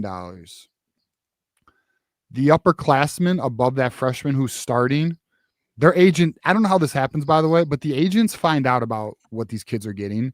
And then they go back to Sean McGee and say, why is this player making this much? My player is producing XYZ. We believe we need a raise. Because here's the other thing too. In January and February, and I know, Maze, you got something on this. In January and February, guess what? Your own roster comes calling, and they want raises. Yep. And that's exactly the truth. Like you said, not only are you not trying to compete with yourself by offering too early, which is why, like you pointed out, that these came in the 23rd hour, is because those schools also understand that. Those GMs also understand that. We could have offered Trav. Now, granted, in this situation with Virginia Tech, maybe not, because James Franklin just got there, but let's say he was there already. They could have offered Travis in September or August, right? Yeah. A higher number than Michigan was willing to go or willing to offer him at the time. But then what happens when Michigan matches it then? Then they have to come back and say, okay, well, we'll give you this much or whatever, right? And we're doing that all the way until December. And you don't want to do that. So we say they're giving you 150, we'll give you 175 on in the 23rd hour of the last day, right? So that's the difference. And also, like you said, yes, comes January, February, the guys on your roster are looking at all of these new kids, by the way, that you just paid, along with their production, along with what their agent is telling them, along with what mommy is saying that her friend son got over here, and they're coming back to you, right? So it's all a cyclical thing. It is. It's interesting. It's like the thing that I think some college football fans don't understand is this is a completely new era. Things are totally different. And you have to be careful with every negotiation because it could have a ripple effect. You know, you could make a kid feel, you know, like if it's a position group, you could make a kid feel, well, here's the other thing too that's interesting, right? So this might make people excited. Michigan's trying to retain Savion Hyder. Have you heard about this, Maze? I have, yep. Or you're So talking about Michigan- Justice Haynes. Justice Haynes. Right. That's what I was like. So part of the concern I had today is Justice Haynes aware of, I'm sure he is, of what Michigan's trying to do with wait, did I misspeak? You did. You said they're trying to retain Savion Hyder, but you're right. They're trying to retain Justice Haynes. And is he aware of what they're doing with Savion Hyder? I was talking backwards, but Right. I realized I was like, wait a minute, I'm off. Yeah, Dude. All right. So Michigan is trying to retain Justice Haynes. They're willing to make an aggressive offer by all accounts. Okay. Right. I was wondering if Savion Hyder was aware of this and this was potentially given the hesitancy to Savion. It's not, apparently. And Right. Savion Hyder will be in the class tomorrow early morning. But that's interesting. Like, imagine having a backfield next season with Hyder, Haynes, and Marshall. That's actually there's not enough to go around, to be honest with you. It's a beautiful thing. Yeah, it'd be a good problem. But yeah, I mean that's interesting. Marshall's not going to transfer. I don't think so. What do you think is what do you think about that though? If Haynes comes back, I'll be honest. Go on. What's your question? What do you think about it? Is the room too? Is there a such thing as being too? I good? think so. In my opinion, Maze, why not use the money for Haynes and go get me a wide receiver who's a dog? Thank you. Get some defensive linemen. I don't know. How about an edge? That's a dog. Right, Sean, since you're so damn tight on this budget and shit, and you set a cap every year, why don't you use the Haynes money? Because I promise you, we'll be just fine with Marshall and Hyder. I promise you. Yeah. As good as Haynes is, which he is, Heisman caliber, Haynes and Hyder and Marshall will be just fine. I agree. Is Chad Henne doing anything? Is Brian Greasy busy? We need a quarterback coach at Michigan as well. Or Joe Sloan. One that isn't integrated into the title of offensive coordinator. We need a dedicated quarterback coach to stand next to Bryce Underwood every moment of every day. Why, TJ, tell me this. Did you see any point this season where Bryce came off the field, whether it was a 3-and-out or whatever it was, and people huddled around? I'm talking coaches. Well, I know the offensive coordinator didn't because he's not necessarily there, but huddle around Bryce with pictures. Do we have does anybody own a tablet to say, hey, you missed this or look at this? I didn't see that one time this season. Me either. And to your point, Chip Lindsay, the quarterback coach, is in the booth. Right. And yes, there is an assistant QB coach or, associate QB coach. So what? Like, yeah, you're right, though. I didn't see anyone taking Bryce, sitting on the bench, going over the plays with him. I didn't. And I don't know why we're not seeing it. You see that in the NFL all the time. You do see it in college. I don't know why we're not seeing that. I don't know, man. Yeah, right here. No phone, no anything. Back to our boy, Matt Miller, $1.99 super chat. See you boys in the Cheez-It Bowl. He's a Texas fan, for those who don't know. A host. We probably will. We probably will. Those two brands are in demand. We'll put it that way. GT here with a $5 super chat. I found $1.38 in my couch cushions this afternoon. Who can we flip from MSU? Poor little bro, them. There's a lot of options because it's more than MSU's offering. Although, by the way, I will say something though. Has anyone seen the renderings of Michigan State's new stadium they're going to be building? I have not. Is it nice? I'm not gonna lie, it's fucking fire, bro. It's fucking fire. They need something, right? They need something positive. Yeah, I'm curious if what the reality is. Yeah, here it is. Check this fucking shit out. If I can. All right, tell me what y'all think of this. Hold on. $1 billion? It's $1 billion? It's $1 billion. The whole complex. They're doing like a whole complex. They're like redoing a lot. But look at this shit. I'm gonna share this. Hold on, dude. It's being built. Actually, I'm not going to say what it's being built on. You guys tell me what you think it looks like, but it's pretty fucking clever. What do you think that looks like?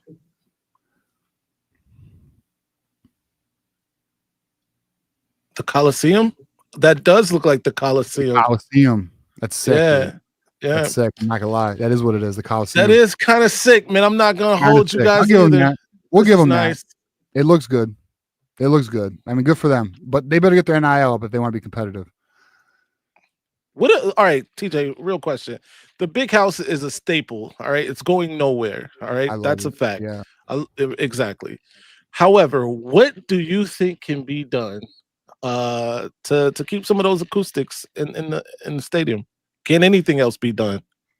I don't think so. I mean, the fact that they built those 2 suites, right. That's as good as it's gonna get. I mean, and not only that, like they added the larger screens. I mean, we're probably at our max, man. Yeah. You know, the truth is too, though, like, because your point is, how can we get this thing louder, right? Yeah. Someone made a honest comment on that. The reality is, and this isn't even a shot at it because it is what it is, and yeah, you know, their value. Yeah, we have an older fan base. Yeah. And we have an older fan base who goes to those games, man. Like they got money. They got money. All right. Ann Arbor faithful are at those games, and it is an older community for the most. Yes, it is a college town, and yes, there's definitely a younger component to it. But we all know that, you know, there's an aged component to Ann Arbor, which is. But I mean, I love Ann Arbor, man. I really do love Ann Arbor. It's probably It's a great town. Great town. It might be my favorite city. It was the #1 college town in America. Last year before. I do think Traverse City is really fucking great, and I do like Grand Rapids and all that, but I think Ann Arbor might be my favorite in Michigan. Okay, it might be. You know, and I mean, like, if I was to live at one of these places, like Detroit's dope and it's getting better, but I mean, shut the fuck up, Jude. Ann Arbor's beautiful. All right, let's get Keith Rebar in the house, and we'll get Marmar up here with us. Marmar's fucking waiting. Keith, what's up, man? Hey guys, go blue. Go blue. Keith. Yeah. What's the Rivals? Got all of our recruits checks signed already. What's the difference between a Rivals signed and National Signing Day signed? Rivals signed? What does it mean? It has a yellow check mark amongst all our recruits and has a signed date. Like Hyder was back in August. You talking Remember about on Bryce's birthday? Oh, that's a commitment date. That's a signed commitment. Okay, yeah, that must be it. Okay. Whereas this is a letter of intent, right? Yeah. Okay, yeah. Yeah, so I think we really need to get a quarterback to push Bryce. I like this. I saw the blueprint with Devin Gardner, who might be a good quarterbacks coach. That boy knows football. And they showed a lot of things that Bryce missed. We would have been in that game if we had McCarthy at quarterback. Ben, wait, I'm sorry. Ben, in what game? The Ohio State game. Saturday, the game. Yeah, I mean, listen, if we had JJ at quarterback, I think we are in a much better position. But I mean, also understand, what JJ are we getting? Are we getting freshman JJ? Is that's the one? Let me say, experienced JJ. Yeah, his yeah, I mean, that's not fair. Experience Bryce is going to be better too. JJ, yeah. Well, yeah, I think that's clear. I mean, that's not fair though. Jim Harbaugh would have been better too. McCauley was eating up the Ohio State secondary in the pictures they were showing. Well, shit, Andrew Marsh was wide open. Yeah. Did you see those plays, Maze? Yeah. Have you seen some of those? I saw it. Yeah, I've seen them. Yep. Yeah. It was Bryce had happy feet. He got out of the pocket early at times. He threw the check down way early at times. And he didn't trust, he didn't trust the pocket. That's the problem. It came down to that. He didn't trust the pocket. He looked to me like he was overwhelmed by the moment, like Cade was against Georgia in 21. I just don't think he was up to the moment. And when you think about it, now I had high hopes for Bryce all year because at moments we saw what a great quarterback he could be. Yeah. And Right. including that drive coming back for Northwestern. Yep. But when we look back at it, he had 9 touchdown passes the whole season and 6 interceptions. Not great. That's Orgy Warren numbers.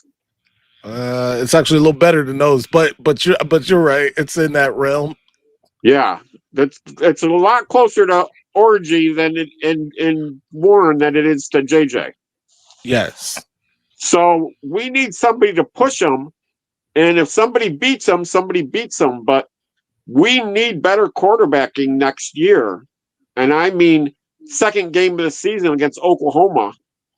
We can't have Warren Orgy against Oklahoma next year. So listen, I think it's logical to think Bryce Underwood is going to take a natural progression next year. Listen, has anyone seen Dante Moore's numbers as a freshman? Now, listen, let me also just qualify. Bryce should have been better this year, but I think we can all agree what was his weaponry. He had no tight end he could rely on. He had one wide receiver, a true freshman he could count on. The rest of his options, the rest of his weapons were questionable all year. Donovan McCulley was the next best one. Samaj Morgan was unreliable. Goodwin was dropping balls. Bell was dropping balls. Morgan. Yeah. Morgan had all kinds of screw ups. Yeah. So, like, the point being is, like, he will take a natural progression. He will be better next year. I'm confident in saying that. Offensive line should be better next year. A year older. They should we actually in a position where our offensive line should start developing true chemistry. We had this discussion once before, TJ, and I remember said, what's the number one reason quarterbacks regress during the year? Getting hit, what? Because defensive coordinators start to scheme against that quarterback's strengths. It's a fair point. Fair point. For sure. And so what quarterbacks now, and this is true of Rodgers and Brady and every quarterback in history, when they start scheming against you, you got to get with your offensive coordinator and find ways to beat them. And it looked to me like Lindsay did his job and got a passing game that could challenge that Ohio State secondary and give us a chance. But I think Bryce just had a real hard time executing it. It's an awful fast game with all that pressure he's getting. But then in the pictures that the blueprint was showing, he was standing in a pretty good pocket on some of those plays. Yeah. That's right. And he was not reading. Trusting it. Yeah, he was not going through his progression properly. That's the other thing, too.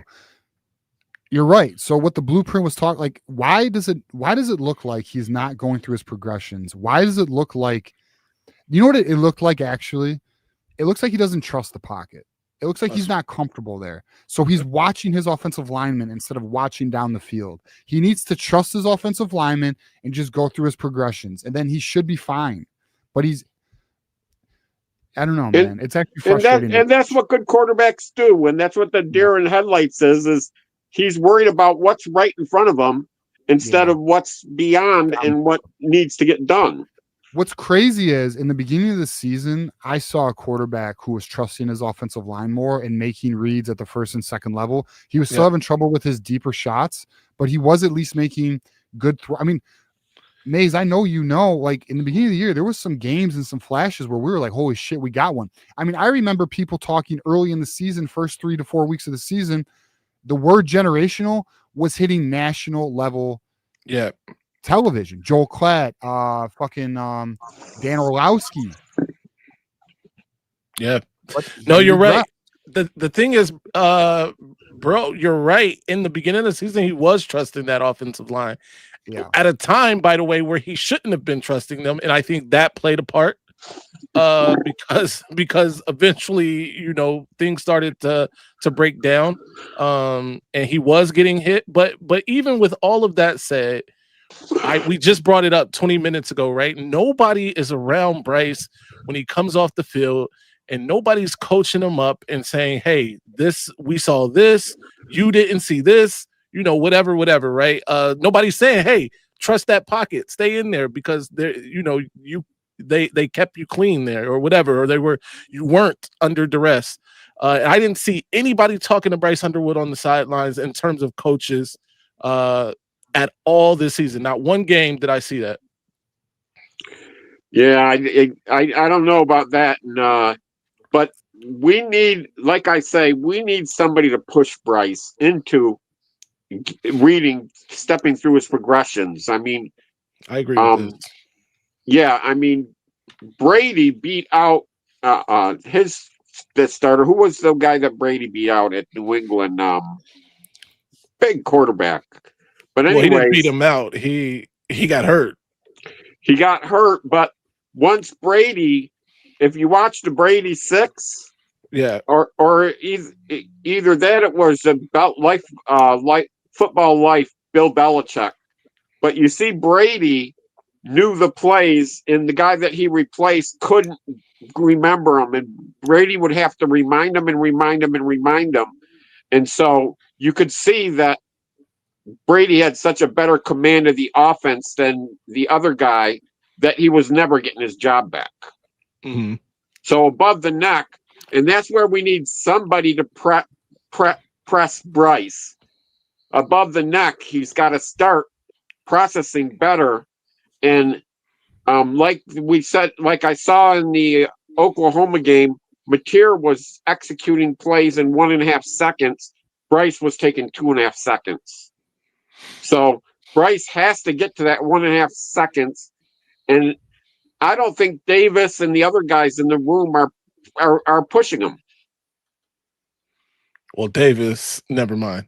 But you're right. Yeah, I agree with you. Nobody's pushing him. Yeah. So yeah, we just got to get somebody, and we got Smeagol and Carr coming in, but they're a couple 3 stars. So unless they're pretty high on Carr, bro. What's that? People are high on Carr. People pretty high on Tommy Carr. In the sense of, he's a quarterback who could develop into something. I mean, he has a lot of potential. Smeagol's interesting that he's regressed. I actually think Smeagol's a strong thrower. I don't want to say great, strong thrower, but his ACL obviously, that'll take him about a good year before he starts feeling normal again, Yeah, but the problem when there's a 3-star, that means there's 20 to 30 better quarterbacks than him. Yeah, but I mean, listen, there's 3 stars who make it to the NFL. Hey, I believe Mason Graham was a 3-star. Yeah, but I'm talking about even at the quarterback level. I mean, like here, I'll give you a great example. Fucking Baker Mayfield was a walk-on. Kyler Murray was a walk-on. You know what I mean? Like, these guys became Heisman winners. I mean, it's sometimes it's now granted you don't want to rely on that, but I'm just saying you never know. Sometimes you never know. Sometimes these kids just pop. We got Michigander here for $2 super chat. Joe Sloan, Brian Greasy, or Devin Gardner as a QB coach. I'll answer last. Maze, what's your thoughts initially? Of these guys, these 3. I like Brian Greasy coming home, but give me Joe Sloan. Keith, do you have a thought on this?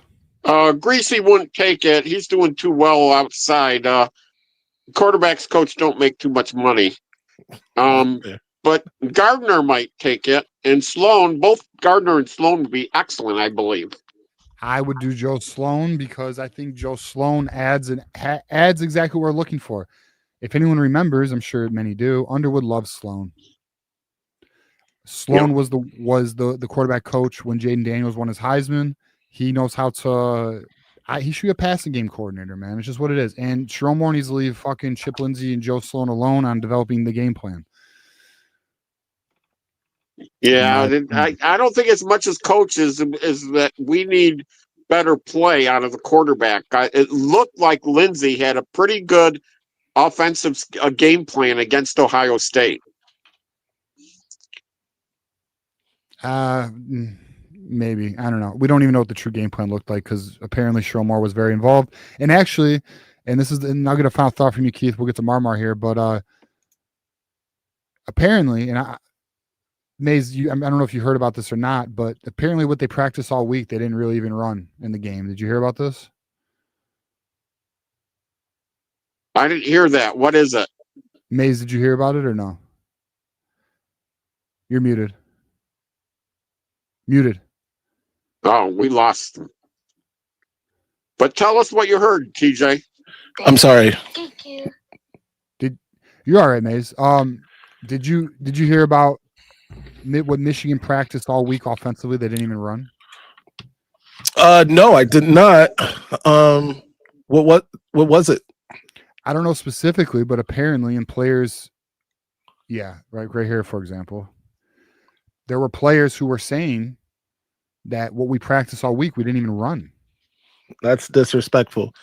I'm sorry. I was actually I had a audio from an agent that I was listening to. I apologize. What do we got? Anything good?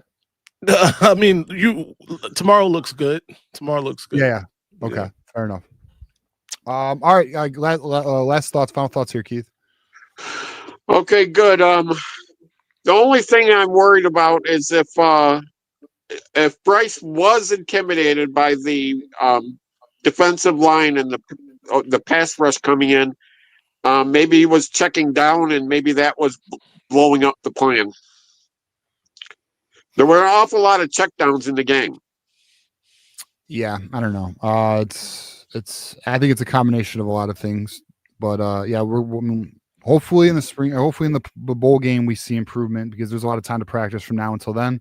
But we'll see, Keith. All right, Keith. Appreciate you calling in, man. Go Blue, brother. Hey, we'll see how the Lions do tomorrow. All right, man.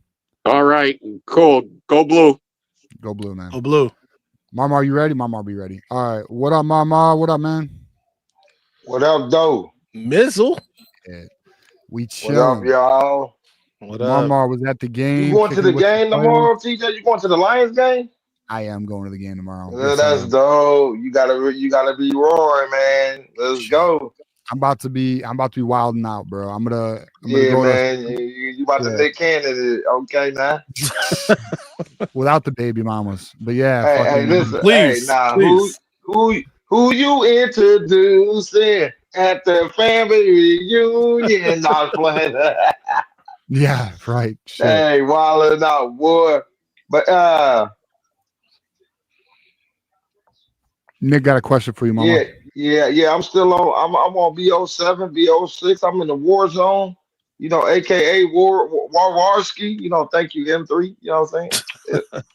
Mama on that 7, bro. He's ahead of everybody. Nah, that's 7 ass. That's 7 ass cheeks. I'll stick with the 6. But yeah, man. That was that what y'all up here saying about the game plan not being ran in the game. That's crazy work. Yeah. Like speaking of a quarterback coach, I'm not saying I am or anybody else, but when he threw that interception, I'm like, and he went to the bench, and I'm like, hey man, keep your head up. He looked right at me, like he was looking for that person to, you know, direct him and help him work through it. Like, y'all heard these, like kids like discipline. Be better individuals so they grow up to be that. So these are kids that you're coaching. So why can't you go over there and comfort that young man and let him, not comfort him, but teach him through his, you know, his growing pains? And we did not see none of that this year. And I always ask the question, why Chip Lindsay wasn't on the field, down there on the field with him? Because when JJ messed up, people was over in his ear, correcting him. Mm-hmm. So my gamer tag is TAMAR2203. There you go. You caught that? Nick, let me do it slow. TAMAR2203. PlayStation Network. Get out. Is that AI for you? No, I was playing. Love you, Nick. But anyway, I'm just saying, it's just he was looking like he was looking for somebody because when he sat down, and Andrew March was walking past him, and he down next to him. So that tells you that he was wanting somebody to lean on at that moment in time, and the coaches wasn't nowhere near him to do that. No coaches were by him, Mama. No, That's wild. it was And for those who don't know, bad. It Mama, looked at, Mama, were you like you were first row? You were like right there. Where were you nah, sitting? like I said, my sales district manager works the game, so at halftime he let me come down there and just chill, and I'll just be talking to the recruits, just mingling, and then I'll be talking to the players. Do you have? I Um, know. Do you have anything you can share from your conversations or no? If not, no big yeah, I deal. got one with Zion. Yeah, that's what I was kind of. I'm like, yo, Zion, bro, like you Marsh and Bryce, that's about to be crazy work. The dad said, nah, Texas. I said, so I didn't think too much about it. And you wouldn't either, just because he's saying Texas. And as I'm walking up the stairs, as I'm leaving, it dawned on me. It was like, is he flipping somewhere to Texas? And then this morning, Mays got news. I got that little snippet of what the father said. It's like another OLED situation. Is they gonna flip? Is he gonna flip to either SMU, Texas Tech, something? So that had me thinking later on in the daytime. So I'm like, yeah, that was crazy. But the other guys I talked to, they were ready. They were locked in. Malachi Lee. I don't know how to pronounce his first name, but Vallejo or whatever his name is, he was locked in. They said they didn't give a fuck about what the result was on the field. It wasn't them. They locked in. So I liked that. I liked that feedback. And I seen the tight end Ludwig. He was standing right there. I'm like, yeah, you a big boy. They ready, man. Fucking well, what's interesting about Texas is they are in it, but they're not. I do talk to Jesus. I do. Yes, I do. Yeah. Before I go to sleep and when I wake up every morning, yep. Hey, I thank him every day for the blessings. I'm content. I'm blessed. Hell yeah. Fucking yeah, but no, the Texas thing is interesting because Texas is in contact with Zion, but the word is they're not very aggressive. So I don't know. Yeah. Well, word is Michigan's willing to. Hey, listen, it's what the daddy want. It came out his mouth. No, I'm playing. Yeah. I mean, if I remember correctly, doesn't Zion's dad, isn't he the track coach at TCU? Isn't that? I believe that's correct, right? I believe that's correct. So you don't know what's going on behind the scenes with these people, man, because we don't know. Yeah. Yeah, I don't know. Let's see. Hey, listen, and then y'all asked about the problem. Savion Harder, Justin Haynes, and Marshall. If y'all noticed throughout the year with Oregon, they were. If you was noticing out the year with Oregon, they were running four different running backs at one time of the season, and they are always eating. So if you can get the mindset in the running back room like that,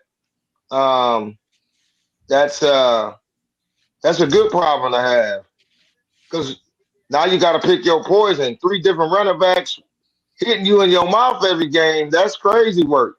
That defense will be worn down. And let's celebrate. Let's all celebrate Michigan faithful. Brian Hartline is not in the radius of us anymore. UCF, He's down in Florida. USF. USF, right? Yeah. Yes. Oh, in my opinion, I think he was the best recruiter in the nation. That's just me. He was. At wide receiver, he was great. Definitely was. So there we go. Yeah, the reason why that's locked because it's a private account, probably.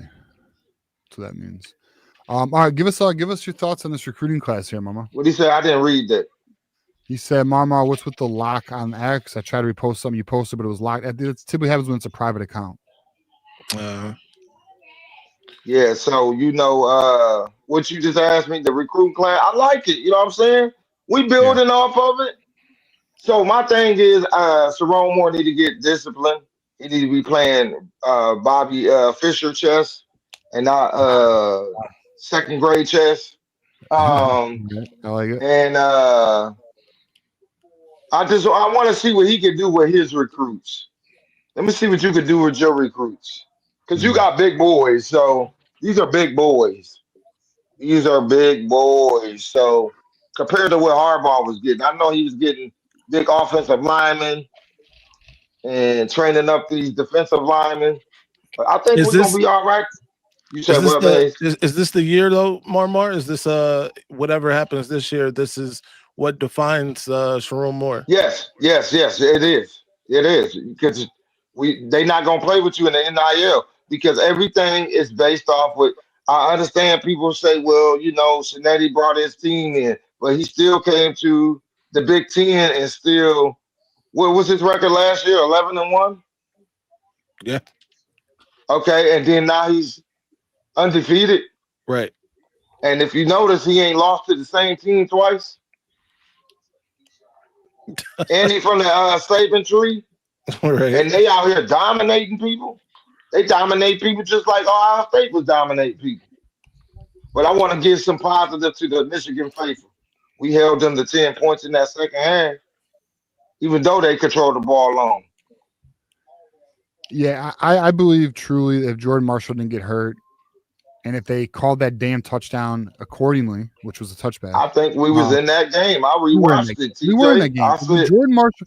The reality is, when the defense starts getting worn down like that, the dam's gonna break, bro. And Ohio State won. Listen, no one's taking anything away from Ohio State, but I do believe if Jordan Marshall was healthy, the game would have been closer, at least longer, at least.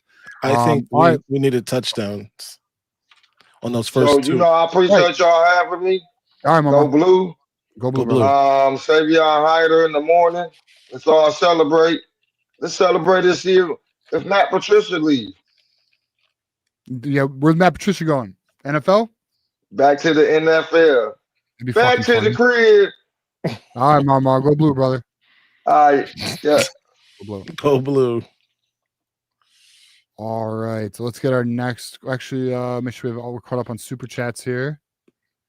Okay, we are. Yeah, you know what, Maze? Actually, let's get your thoughts on next year. Like, what's the what do you think the fan base should think? What should the expectation be for the fan base? You think? Well, I think the expectation is fair to say that Michigan needs to make the playoff next year. I think that's a fair expectation for the fan base next season. Based off of the talent that is there, based off of how he's recruited in year one, how he recruited in year one, and the access that Michigan has in the portal. There's no reason to believe that Michigan can't be a playoff team next year, right? And if they don't, then the firing Sharon Moore, in my opinion, is justified. I also think that the fans should expect to see the offensive line take a step forward. We're going to be in a very good position as far as the offensive line next year, based off of how it ended this season. Obviously the game wasn't great, but based on how those five guys look this season, Crippen's gone, of course, but he should be gone. Hottie's gone too, right? Which is fine. It's not really a loss, unfortunately. Neither one of them, unfortunately. Yeah. So, but I do think the offensive line takes a step forward. The defensive line is a question mark right now, I'll be honest. We do need to hit the portal in terms of the defensive line too. But on the offensive side, I expect, let me not say I'm confident. I expect tremendous improvement next year on offense. I expect that too. I'm so.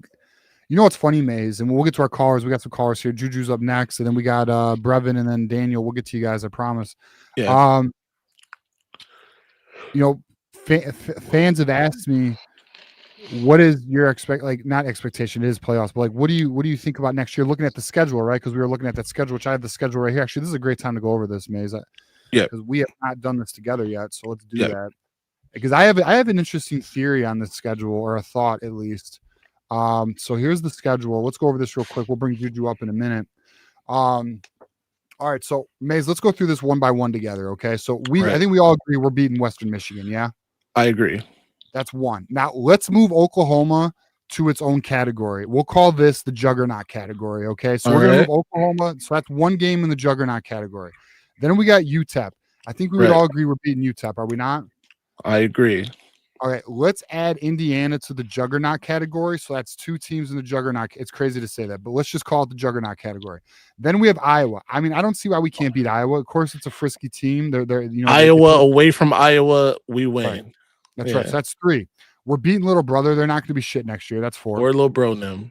Right. Penn State's dying literally. I'm giving us a win there. They're not a juggernaut. Right. That's five. Okay, we're beating UCLA. That's six. Yeah. We're beating the fighting PJ Flex. That's seven. There we go. Okay. Do we agree that we're beating Rutgers? So that's eight. Yep. So what that really means is, because you have Oregon and Ohio State, you have 4 games you need to win 2 of. Right. To get 10 wins. And I promise you, if you get to 10 wins with this schedule, you will make the playoffs. I also agree. So it looks to me, looking at this schedule, Maze, between Oklahoma, Indiana, Oregon, and Ohio State, and 2 of these games are on the road. Yep. We got to go 500 on those. And if we can go 500, we will make those playoffs, man. By the way, 8 home games next year. I like it. That's also in Michigan's favor.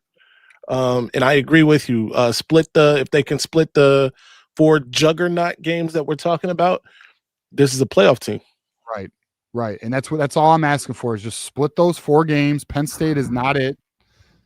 They're going to lose a lot of players in the portal too. Let's not forget about that. Right. Penn State's going to look like a shell of themselves. They don't even know who their coach is. It's bad. Right? Yeah, it's bad. What I mean? So it's going to, All right. So let's pull up Juju here. Juju, what's up, brother? How we doing, man? Yo. Ju. So what's your thoughts right now? Is anything going on we're unaware of? Is there any new news? Or what's your thoughts on the class as it stands right now? He's like a solid B minus. B minus. Why are you so low on the class with a B minus? What's holding you back from more? Skill positions. Skill positions. You got the number corner. 1 running back in Savion Hyder. We did get Travis Johnson today. I mean, you can debate with me here, Juju, obviously. It's looking like we're going to get either Brady March or Zion Robinson potentially. Jamarian Vincent. No, I was saying like skill position. I was saying skill positions are fine. Oh, okay. Okay. All right. My bad. I cut you off. Apologies. Corner, linebacker. That's just linebacker. That's huge. Fair. I mean, corner is huge. It's been a stone for me for a long time. Yep. It hasn't gotten better. We'll see. I just think it'll be a lot better. I brought this up actually. I think we need to be stronger at corner too. I would like to see another top level corner in this class.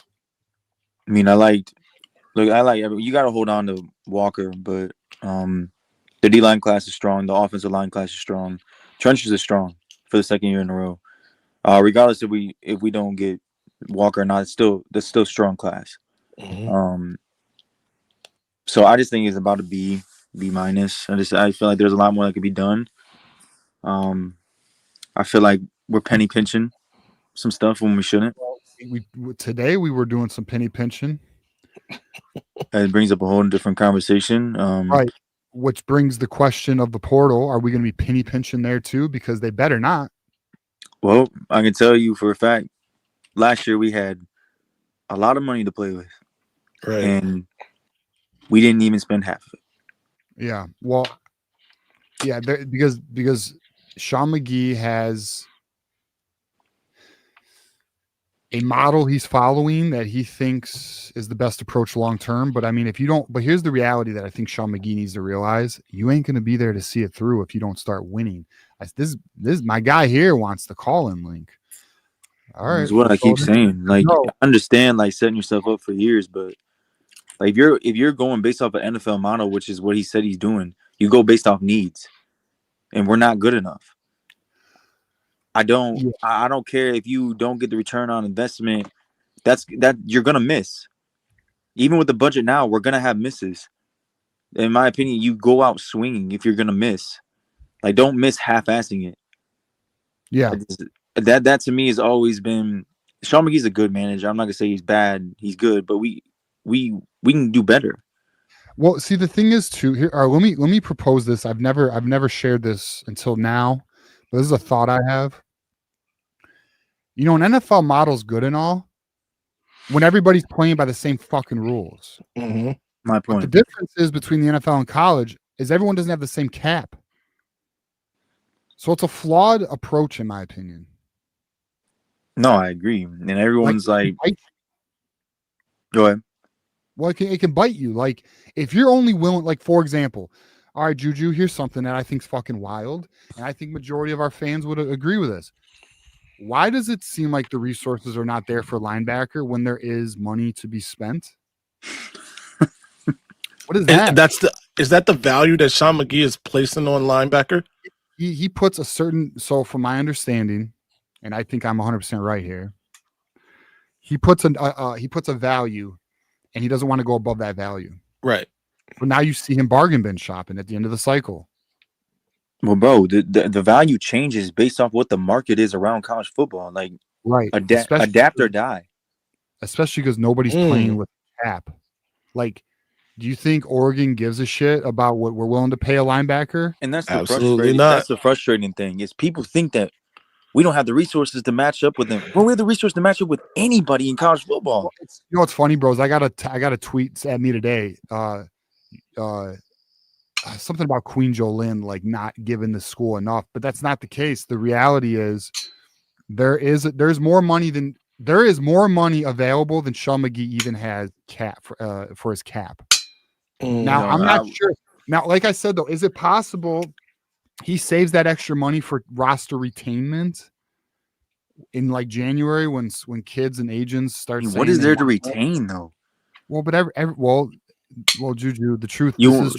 This is true. You do have to renegotiate with your roster every year. No, of course, but like my point. You're saying, who are these guys? That's my point. A lot of these dudes are coming out ain't proved shit. Yeah, right. Yeah, that's my frustration, bro. Everybody, but a couple people on this roster, you can over recruit. Who gives a fuck about their feelings? You don't want to compete. There's the door. Everyone should be on a Jordan Marshall approach. When Justin Saints come in, when Tony Alford literally told him, "Hey, I'm thinking about getting him. What do you think?" He said, "Bring him." Yeah. Let me ask you guys this: Is it an NFL model in this sense where the market's set for this college football season, right? Let's say whatever Travis Johnson got, right? Next year, a guy Travis Johnson's level of recruit, is that number higher for him next year? Right. No, and I do want to give Sean credit because he's stepping up. Like they're coming with offers and he's matching or he's going above. Like he is stepping, but I'm not satisfied. And I don't think anybody should be satisfied. Right. Juju, let me ask you this, and then we'll get to our next caller, and you can rock with us. You can rock. We're only gonna be here 47 more minutes, but if we land Julian Walker and Brady March tomorrow, are you still not satisfied with this class? I mean, it's cool. It's fine. We still don't have a dominant corner that I want, a solidified corner. You lose Zion, which to me is a loss. Wait, who do you like better, Brady March or Zion Robinson? Zion, without a doubt. His ceiling is way higher than Brady's. Interesting. They both have speed, but whose physical attributes are better? I'm with you like TJ on this one. I like Marchese. Which by the way, I don't think we're getting Brady. I think George is going to shut that door. Wait, you think we're being leveraged again? I mean, our own recruits leveraged us today. Well, he leveraged us in the summer. That's why I'm saying that. Yeah, I wouldn't say that wasn't. I mean, he 100% was going to flip, but I mean, Georgia just came. Georgia came and talked him down, which I do believe is going to be the thing again. But I mean, dog, I think with this construction, we're going 8-4 next year. You can look at that roster and we can make all the moves that we want. I don't have any faith in the man at the helm, and I won't. So I'm at 9-3, 8-4, regardless of what we do. So what happens week 2 if Michigan wins week 2? Do you loosen up a little bit? Well, obviously, yeah, it's a fluctuating thing. Like All when you right. go, it's fluid. It's fluid. It's always fluid. All right. But like the man at the helm, that's a real issue, bro. Like it's a genuine issue. I don't care if we fire the DC, get a new DC. We obviously the special teams. JB Brown got fired. That's great. That's a start. But the man at the head, I don't care what you say, bro. Like the man's a real issue. Damn, Juju, how do you really feel? Dog, like that, I'm watching Dusty May coach, and then I gotta watch Sharon Moore coach. Hey, wait. And then people, then my therapist asked me how I feel. Man, right. Well, I'll say, look, I think Brady March is the better player. I think you're more in love with Zion Robinson's frame. Because he's 6'3" with speed, where Brady March is not as Brady March is what, 6? No, he's 6'1". Well, that's what I'm saying. Like if both develop. See, here's how I look at it. Juju, here's how I look at it though. Andrew Marsh at the Z, Brady March in the Y. Yeah. And then I still need that X, and hopefully that comes in the portal. You know. Well, that's what I mean. I mean, you don't have. I mean, I think Brady March is the same as Samson Gash. I think they're the same player. Yeah, I think so. You think Marchese is ahead of Travis Johnson right now? Gash is really good.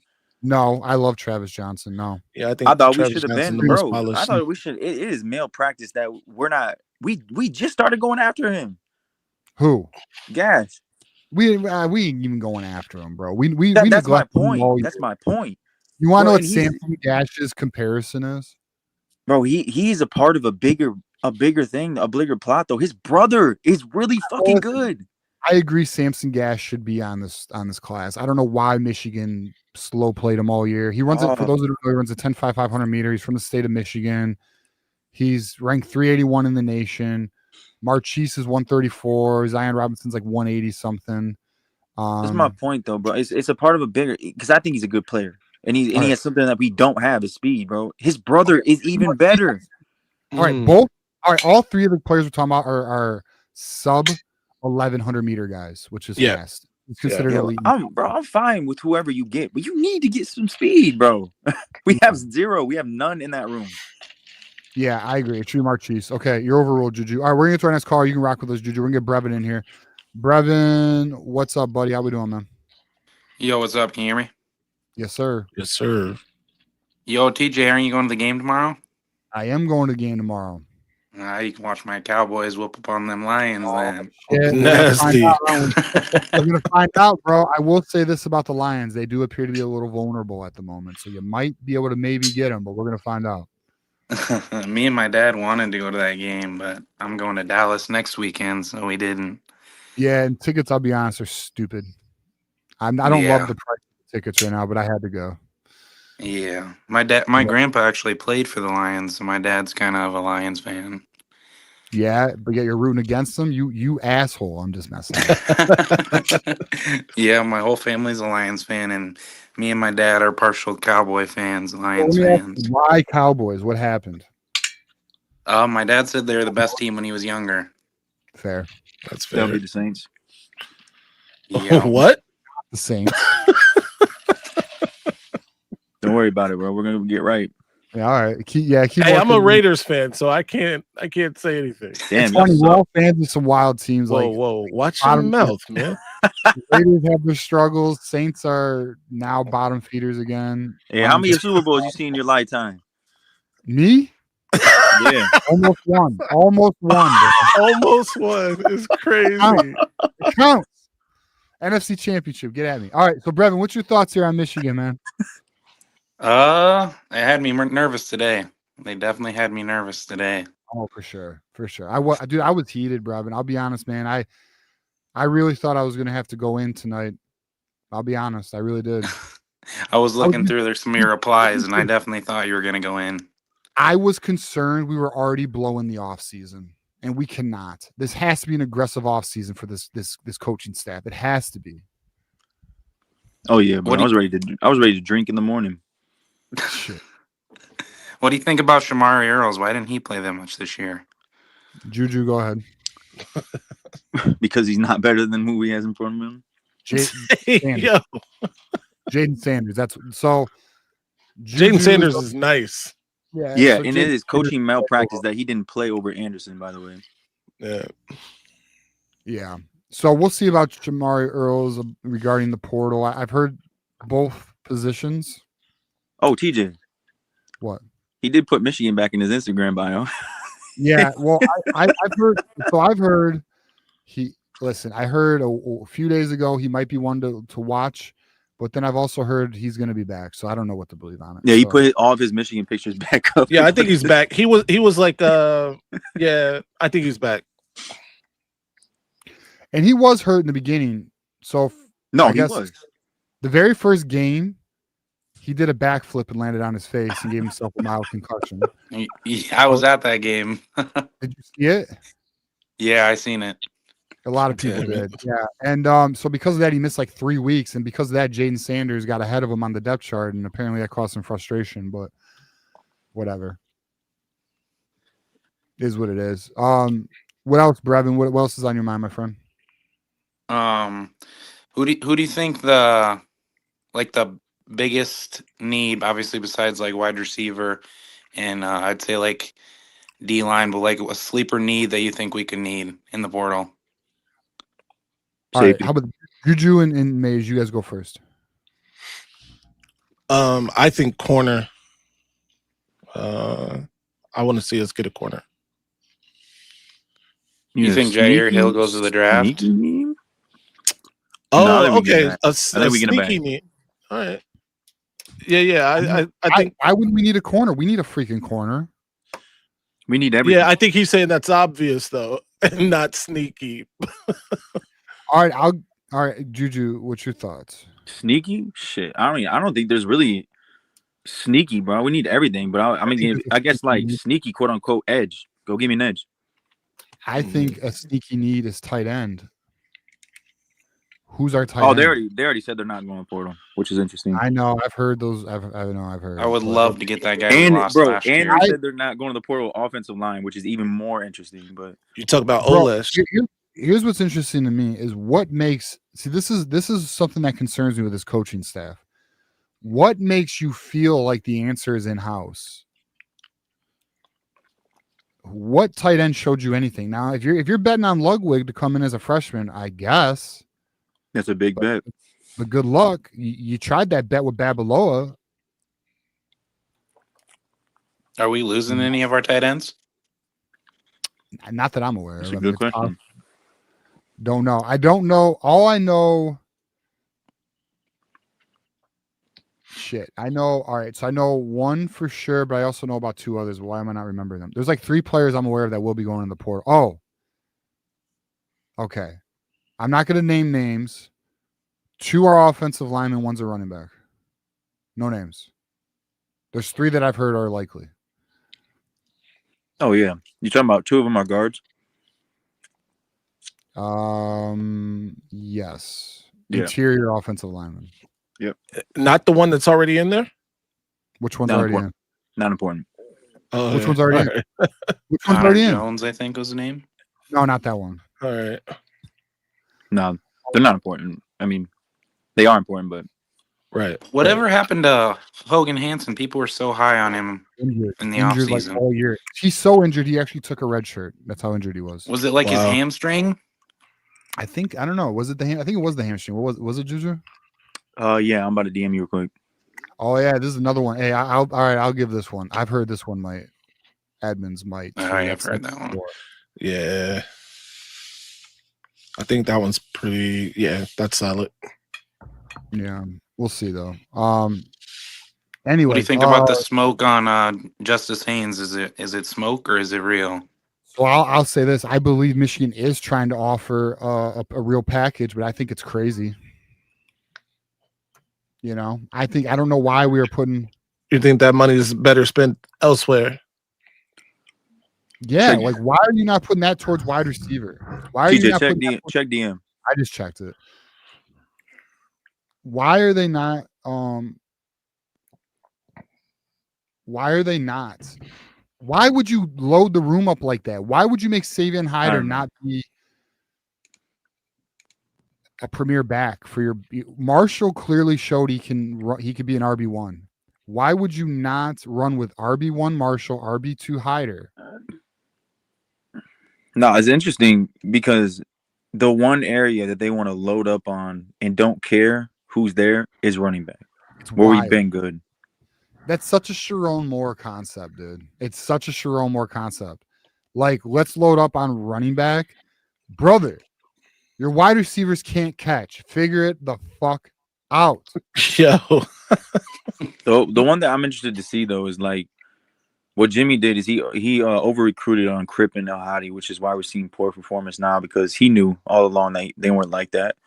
Now I'm interested to see now his guys are in. All Jimmy's guys are gone on the offensive line. Besides, I think Sprague. Yeah, that's it. Or did he come in 24 or 23? Sprague he's a freshman last year. He's a redshirt freshman. Yeah. Yeah. So it would have been 24. Yeah, that's hardball. That's hardball. He would be the only. Yeah, him and Frazier, right? Would be the only Jimmy. What happened to Mays? I closed my eyes and he's gone. All right, he's back. One person I seen was like Justice Haynes in that Ohio State game. 2 of those runs that Marshall had, he would have took to the house. Yes, especially that first one. Yeah. So it kind of makes sense that they're putting their resources into him. But I've thought about like the same thing, Savion Hyder. Well, you know what? I have zero issue. Fine. You want to go get Justice Haynes? That's fine. Then go get me a fucking impact wide receiver while you're at it, though. I have no problem. Load up. Zero issue with it. Right. But shit, man, like do not leave the defensive line weak because I'm going to tell you guys right now. Fine. Load up on running backs and wide receivers. If you have a bad defensive line, it's going to be a bad time. Oh, yeah. I mean, that's the biggest. I mean, people want to say wide receiver. I know we're going to go get somebody. DC is the biggest issue. Like, it's not wide receiver. Like, defensive line is the biggest need.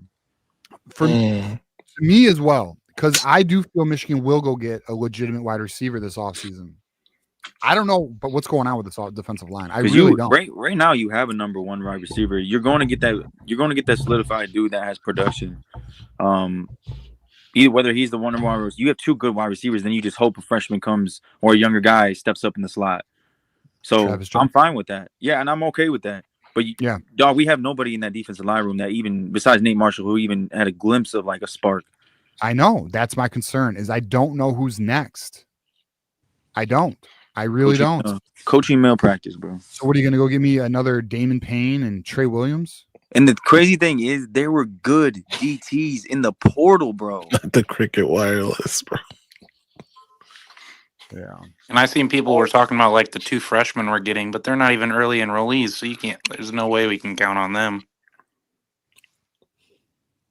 Yeah, they would have still halfway Brevin, through the year. let's get a final thought here, brother. I gotta get to my next caller, Daniel, and then we got Ben Baller in the house. Biggest thing I think we just need to close tomorrow on Walker, and I think these young guys will take big steps, and hopefully Sharon can figure it out too. Tomorrow could be an epic day. Savion Hyder, Julian Walker, and then one of either March Chiefs or Zion Robinson would be fantastic. Hey, and if both, then shit, let's party. But probably not both, probably one or the other. But yeah, tomorrow could be a very good day for Michigan. Let's hope it does. All right, Brevin, I appreciate it, man. Go Blue, brother. Go Blue. Have a good time at the game too. Go You Blue. too, man. Go Lions. F the Cowboys. Just kidding, buddy. Actually, I'm not kidding. F fucking Cowboys. All right, we got Daniel in the house. Hold on, let me make sure I'm caught up with my super chats. And I actually just remembered I did not do my sponsorships. So I will do those. I forgot my sponsorships. That's on me. This is why John does these shows typically. Well, he doesn't do this one, but whatever. All right, Daniel, what's up, man? How we doing? All right, what's up? Anyways, I think it's gonna take a lot for me to gain trust on Sharon Moore and this staff because, like, we can all admit that 2025 was a mediocre season because 3 of the losses were against really good teams, where we've looked all lost, paralyzed.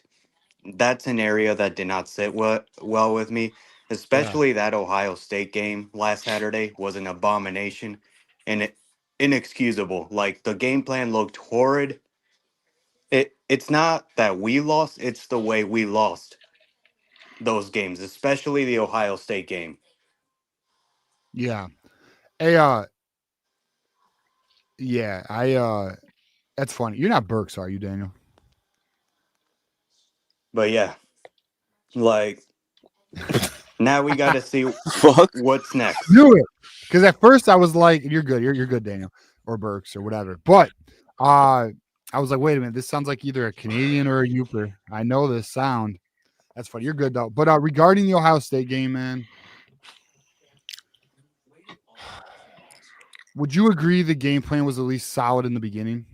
In the beginning, it looked good, Yeah. but like afterwards, like after the first 6 points, that's when the offense looked bad. And then it started to feel like I was watching a game from 2024, basically Mhm. pretty much against a really good teams. That's what it felt like. But last Saturday felt a lot like the Texas game last year. Oh, shit. Do you agree with that, Maze? Do you think it felt like the Texas game? The Ohio State game. Yeah, like towards the second half. Well, it felt in the sense of us being helpless. Yeah, it felt that way. Felt that way. They skinned the cat a little differently. I'll say that, but it definitely felt that way in terms of us having no shot. All right, let me ask you this, Daniel. Do you believe in Sharon Moore? Right now, it's on thin ice, on very thin ice, because we haven't Break that had, ice. we have not had a complete game with him. Like I don't recall a game this season other than the Maryland game where I'm just sitting back comfortable, because that's what we felt a lot in the Harbaugh era. Like teams that were really better than, it's like it's done by the third or fourth quarter. But here it's like you're like just on the edge of your seat all the way through 4 quarters.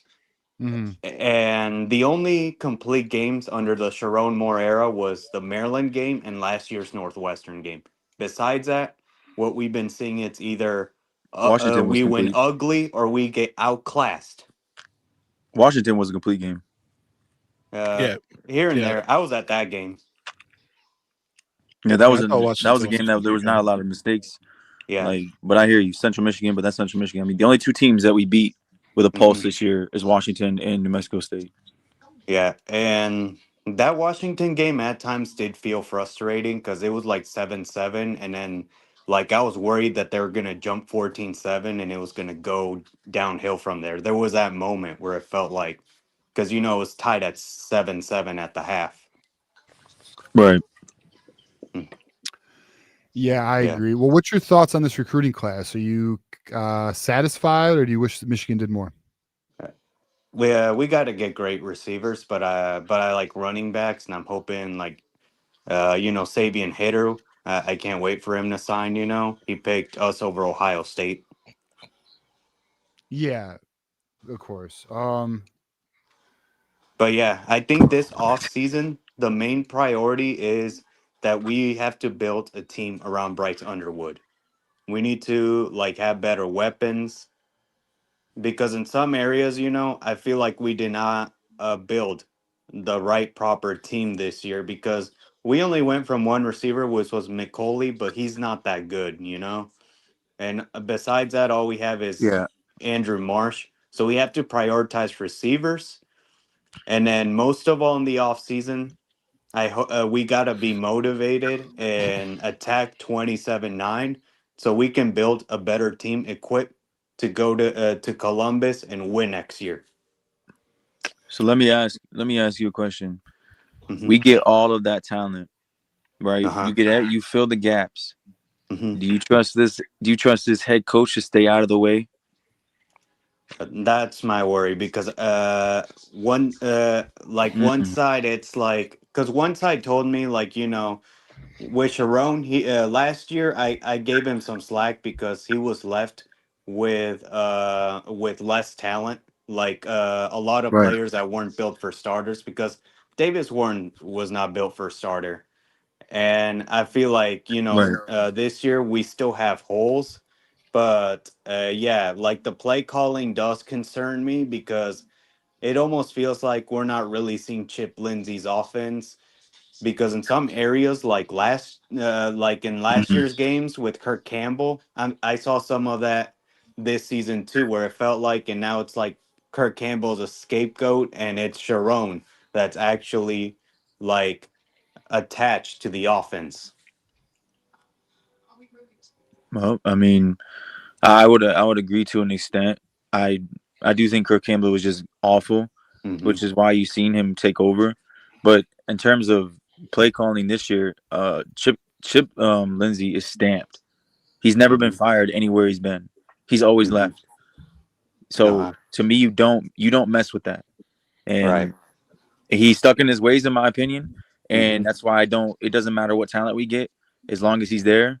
I don't think we win anything important. Yeah. So here's where I'm at with that, Juju, and then I want to ask this question. Then we'll get to our next caller. But Juju, I can listen. I fully understand the concern with no matter what we do, the man in charge is potentially limited, maybe. But like I really do believe we really need to go into next season trusting. I don't trusting is not the right word.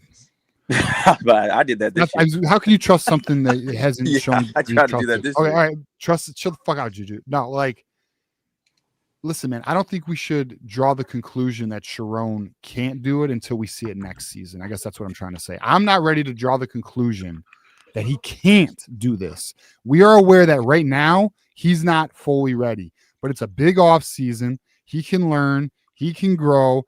He could add coaches who help him. There's a lot of variables that I think are not solidified yet. And I believe going into already making up your mind that it's just not possible. Listen, you're free to have that position, and you may very well be right. But I do think, personally, I think the best approach is to go into it open-minded and then seeing for ourselves with the results on the field. That's just where I'm at with it. Oh yeah, TJ. The chat is Another crazy. thing I forgot to touch on too is, like, people are saying a factor that we're struggling now is people don't talk about this much, but while we were having good years, like after each great season with Harbaugh tried to flirt with the NFL, even after our first Big Ten title, like even after getting destroyed by Georgia, he went to try to get the Vikings job. And then you got to see that all those recruiting classes were Yeah. subpar, and a lot of those are on the field right now. I mean, Yes. and Yeah, a I've lot been of it saying would be that. that too. Yeah. By the way, and this is and I just to play devil's advocate, because Of course. yes, Sharon Moore deserves some criticism. He deserves a lot of criticism. Mhm. Right. But I also think that people forget, it's how quickly we forget here. All right. Jim Harbaugh did come into a much worse situation in terms of fixing the identity of Michigan, right? Sure.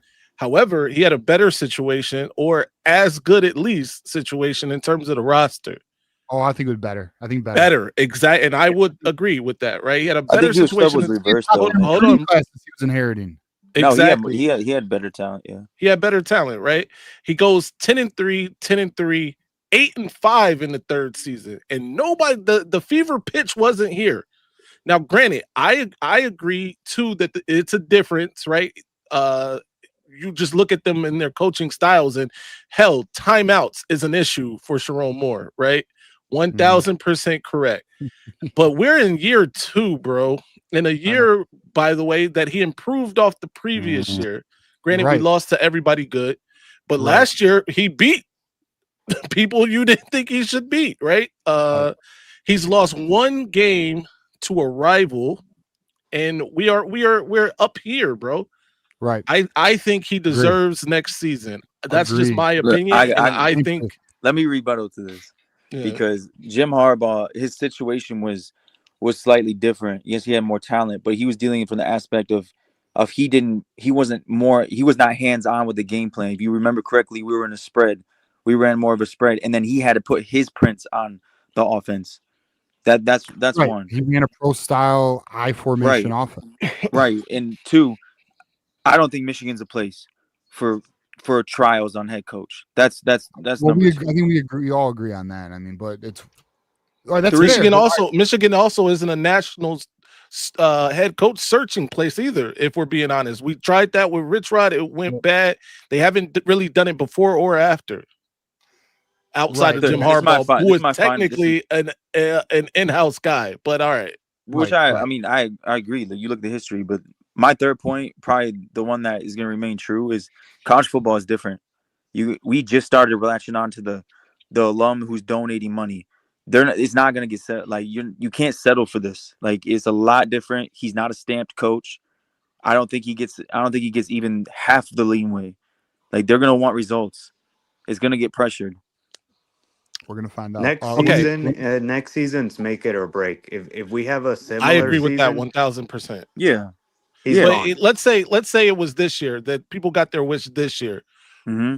Whoever they hire, right, has to first of all keep intact the roster that is, keep intact the recruiting class that is, or improve it if that's possible, which is I'm sure it is. But all of these things have to happen while also bringing in, I'm sure, a new coaching staff, which, by the way, Sharon Moore should be doing too, at least at certain positions. But we're talking cleaning house, damn near, right? And then we're starting another process over. And is that honestly what you want? You would start the process over, but you would start it over with someone like, say you go get someone with experience, and I have a person in mind. If you were to go land that person, people have to stop saying hire Jesse Minter. Jesse Minter said himself he wanted to go to the NFL. Stop saying things. He's never going to come back. But you go get a guy with experience, especially a guy who knows what he's doing. He brings in his guys. I'm open to that. Doesn't Jesse also have a show cause? Like, bro, yeah, he can't come back.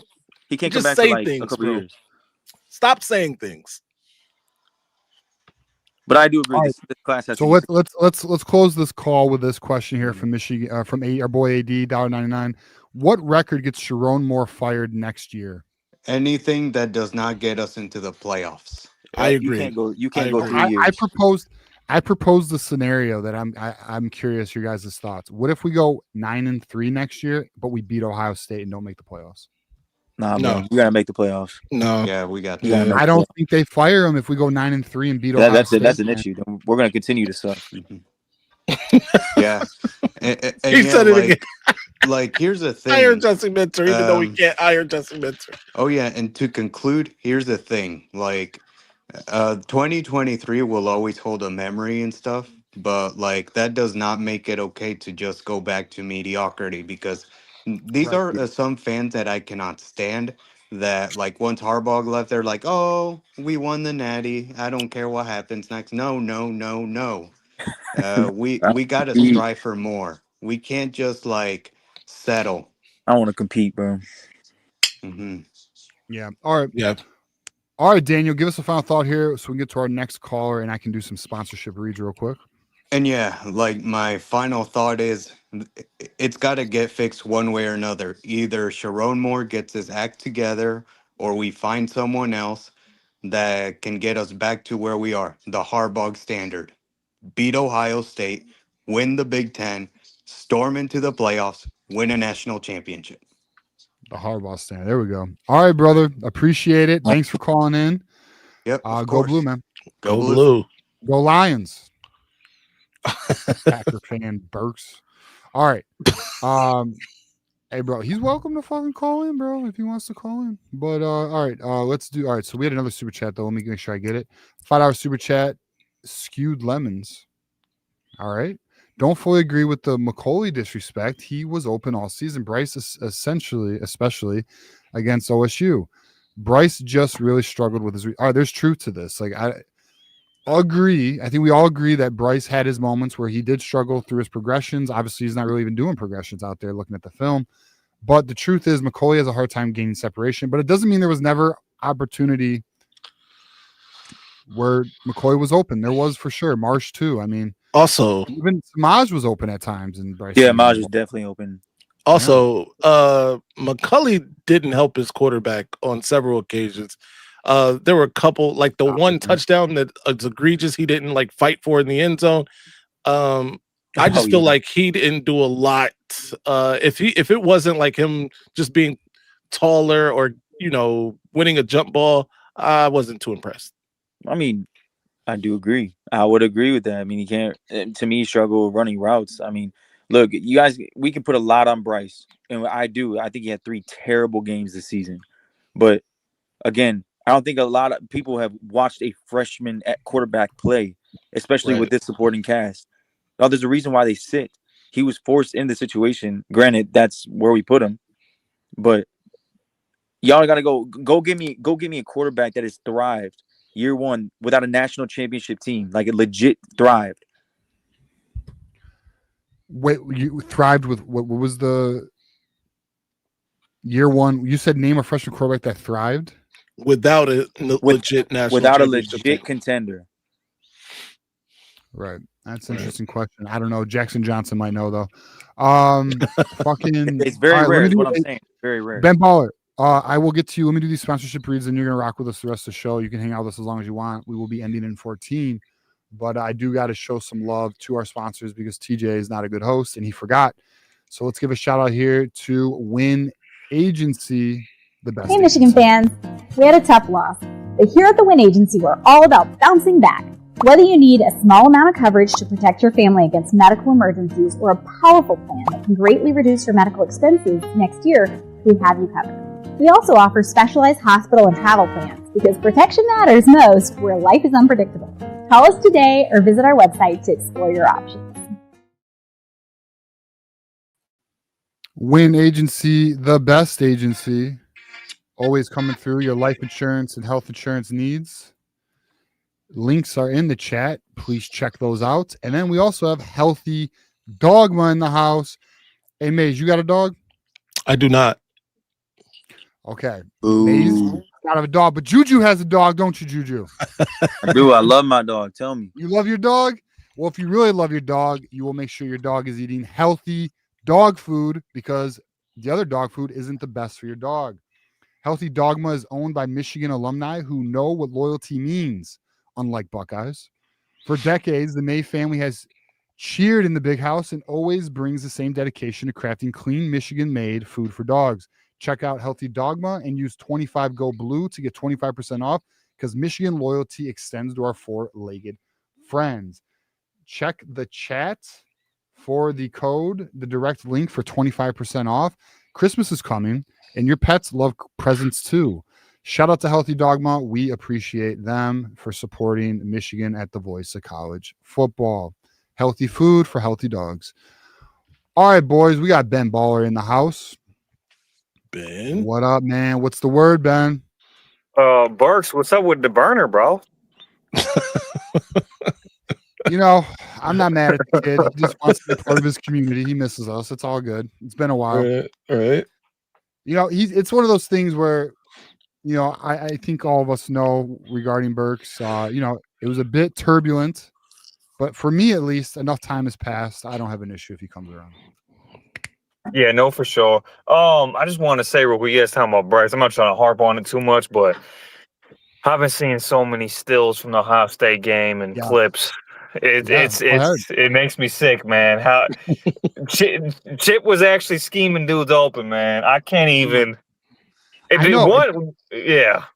When people want to get mad at Chip Lindsay, it's like, okay, there's two things that need to be. There's two things that need to be addressed. One, Sharon is influencing the play calling. Two, there are guys open, but unfortunately, our quarterback is not seeing them right now. 3, our offensive line and pass pro. Yeah. Well, I'll tell you this though, man. I'll tell you this about the pass pro. Look, it's not great. It's not bad either, though. Thank you. It's not bad either, though.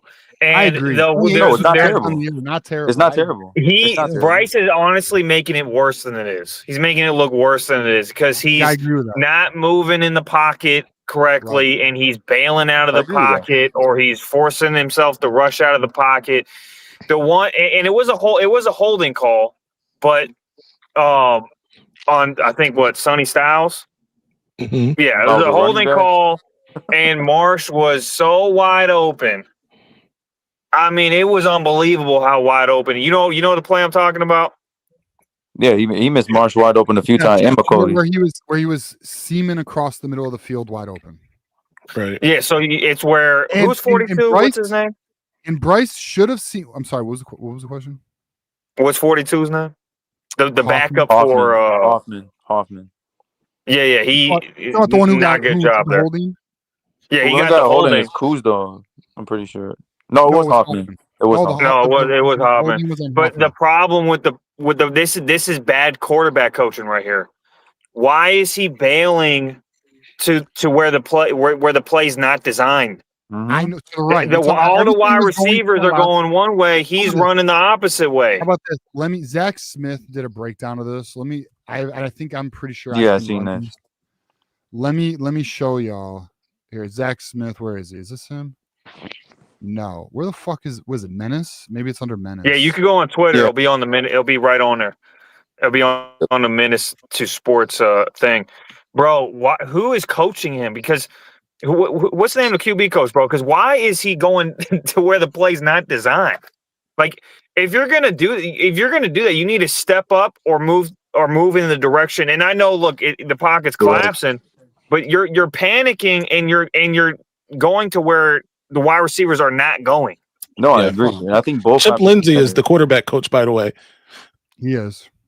Both have to be better, bro. I mean, one, he has to. You can teach him as much as possible, but he has to be the one out there to do it. Two, you have to beat it into his brain to do it. So it's on both. All right, here it is. Yeah, TJ, pull that up, bro, because he's so wide open, bro. I literally got sick looking at it. All right, so we'll watch this. Shout out to Zach Smith, Menace to Sports. They get the credit here. I don't know if you guys can hear it, but you can see the pocket at the bottom can't where see Bryce anything. is. Oh my I bad. can't see nothing. No, fuck all you guys. You ain't allowed to look. I'm just kidding. Let me start it over. Let me know if you guys can hear this or not. All right, second and 5. Yeah. Play action. This is where are you going, dude? Look how open he is, bro. Look at Andrew March. Combination in zone coverage. Watch, This Zach guy's will show gonna it. be wide open. Bryce just has to step up. Watch this. Boom, step up. Look how open Marsh is right now. Crazy. But instead, Marsh is looking at his offensive line. His eyes aren't even down the field. Don't panic. He's right there. Read it out. It's a 3-level pass, right? Deep, intermediate, flat. There's nobody on him, but Bryce freaks out and panics and gets sacked. I don't know what the flag is. Is it holding? Yep, holding. And that's on So it on would have Hoffman. come back, but regardless, why are you freaking out? This is the nature of the protection. Watch the protection. It's actually not a bad pocket. This is a great angle, by the way. You'll see everything here. You'll see what Bryce is looking at. You can see him panicking.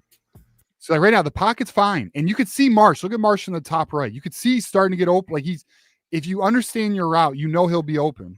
Yep. You have a tight end coming back. Right. It's great pass pro. Sonny's blitzes, and Sonny just lights up the tight end. Bryce's eyes should have been wide as hell right here after, like you said, once he realizes this is going to be wide Right there. open. From Yeah. and that's where the holding penalty He makes that cut. Once Marsh makes this cut. Bryce quarterback play. Come on, play it, Zach. Andrew Marsh is about to be wide open. Step up. Right there. Look at this. Why is Bryce not Bro, seeing him? it's egregious, bro. It's Bro, egregious. This that's- reminds me. This reminds me of the Purdue. What was it? The Purdue game. Yeah, Was it we the didn't. Purdue- This is You about didn't as see good as a pocket McCauley you're gonna wide get, open? bro. Even right here, throw him the fucking ball, bro. Mm-hmm. This is about as good as you're gonna It's get crazy. against this type of defense, bro. Damn it. It's about as good as It's you're not gonna even, get. bro. It's not even. But here's the thing, like You know it was a hold. this play, for example, nothing to do with the defense. That's an easy play to make. Now I'm saying I should probably say easy. I probably shouldn't say that word.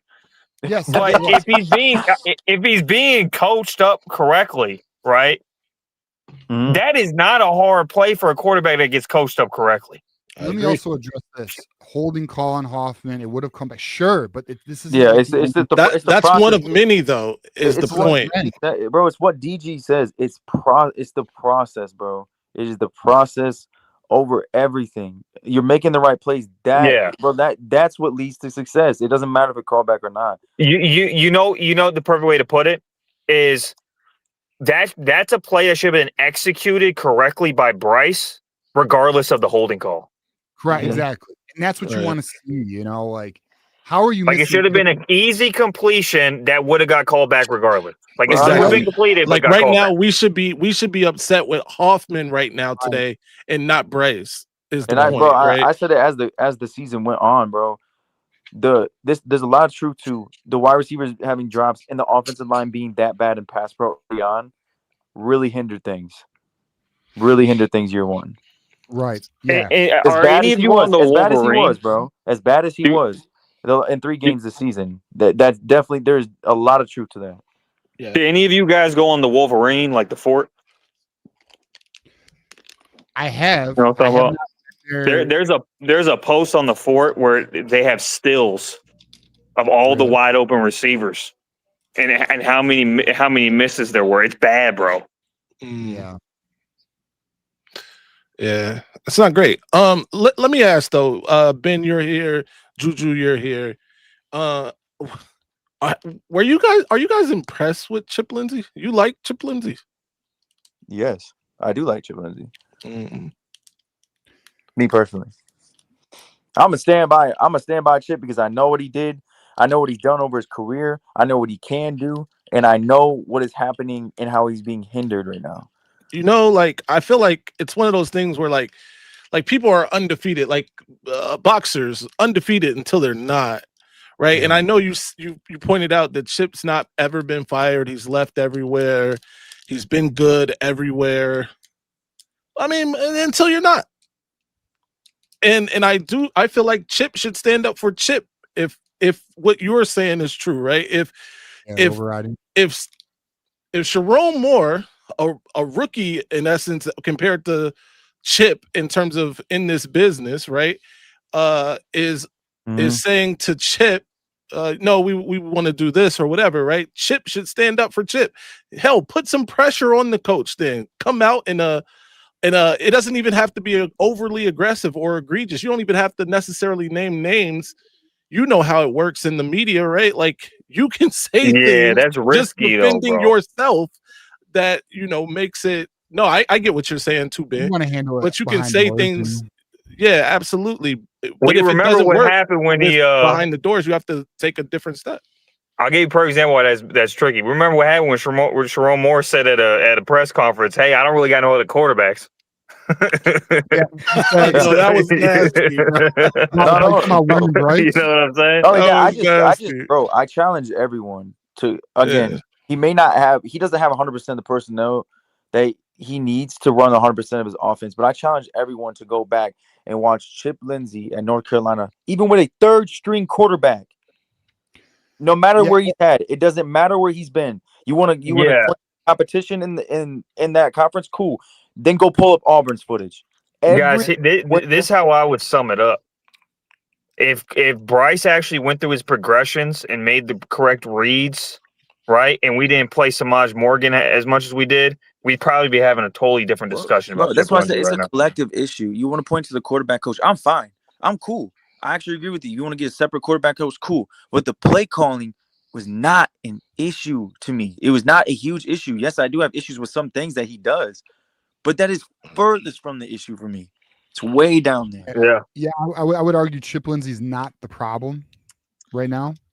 I'd argue there's other problems like lack of wide receiver talent, Sharon Moore interfering on play calling, and a quarterback who needs to learn more, grow and develop more. What exactly is Sharon doing on play calling? Is Chip calling a play and Sharon's like, no, let's not do that? Now, apparently when they're building the game plan, Sharon Moore is saying he wants to run these concepts. He wants this approach in the game, which is not Chip Lindsay's full offense. Like, for example, the play style and the play calls are being designed to fit what Sharon is looking for in his offense versus what Chip Lindsay's true offense is. Now, I'm not even like against like running power, I formations or any of that shit, which Sharon likes to run. But I do think Sharon needs to allow Chip Lindsay to be Chip Lindsay. You know what it looks like, bro? Let me give an example. Hold on. Because when Chip Lindsay had Amari on Hampton, he still had an 1,800-yard back. Correct. Carolina. That's You know what I right. mean? Like you can Smart still on have a good running game under Chip Lindsay's system. That's all. No, TJ, and I can add to that. How many OCs have you seen go somewhere that one haven't been able to bring any of their people with? That's Staff. one. Two, that had to mesh two schemes into one. I don't know. How many? Maybe that's more common than I know. I'm not entirely sure. Because we knew what he wanted. Chip Kelly went to Ohio State. He blended with Patricia. Huh? No, you mean Ryan Day? No, Chip Kelly. Whoa. TJ needs some sleep. Chip Kelly's cut from the same cloth. Ryan Day was underneath Chip Kelly. Chip Kelly did. Chip Kelly did add. That was his bet, bro. Chip Kelly was his mentor. That's true, but Chip Kelly is a little different. Hold on. Who was the offensive coordinator the year they won the national title? Chip Kelly. Okay, what I'm saying is Chip Kelly brought his running game to that offense, right, and blended it with of course, Ryan Day's offense, right? That's all I'm We're saying. also talking about an offensive genius, which Sherrone Moore isn't. That's another one of my. Sherrone Moore is not an offensive genius, bro. People forget, and I bring this up all the time. The 2023 offense was actually disappointing for Michigan. If you really look back at it, it was the 20, especially the yes, the 2023 offense, especially the pass game. I could bring up countless games. The national championship game, the offense was not dominant at all. We opened up with we had two great runs, and then for 2.5 quarters, the offense just stuttered. It didn't do shit. I agree. Alabama, the same thing. I could bring up a game after game where the offense was different though. Garbage. I wouldn't go as far as like disappointing, but I understand what Ben's saying. Like it could have been a lot better. And what they did, they played to their deep, like just like Ohio State's doing. They have a better offense, but they're playing to your defense, which what you should do because it's a great defense. But the offense wasn't crazy. It was just efficient, very efficient. I disagree with that argument, and I'll tell you why. And I think your argument is, well, we only had 140 yards passing.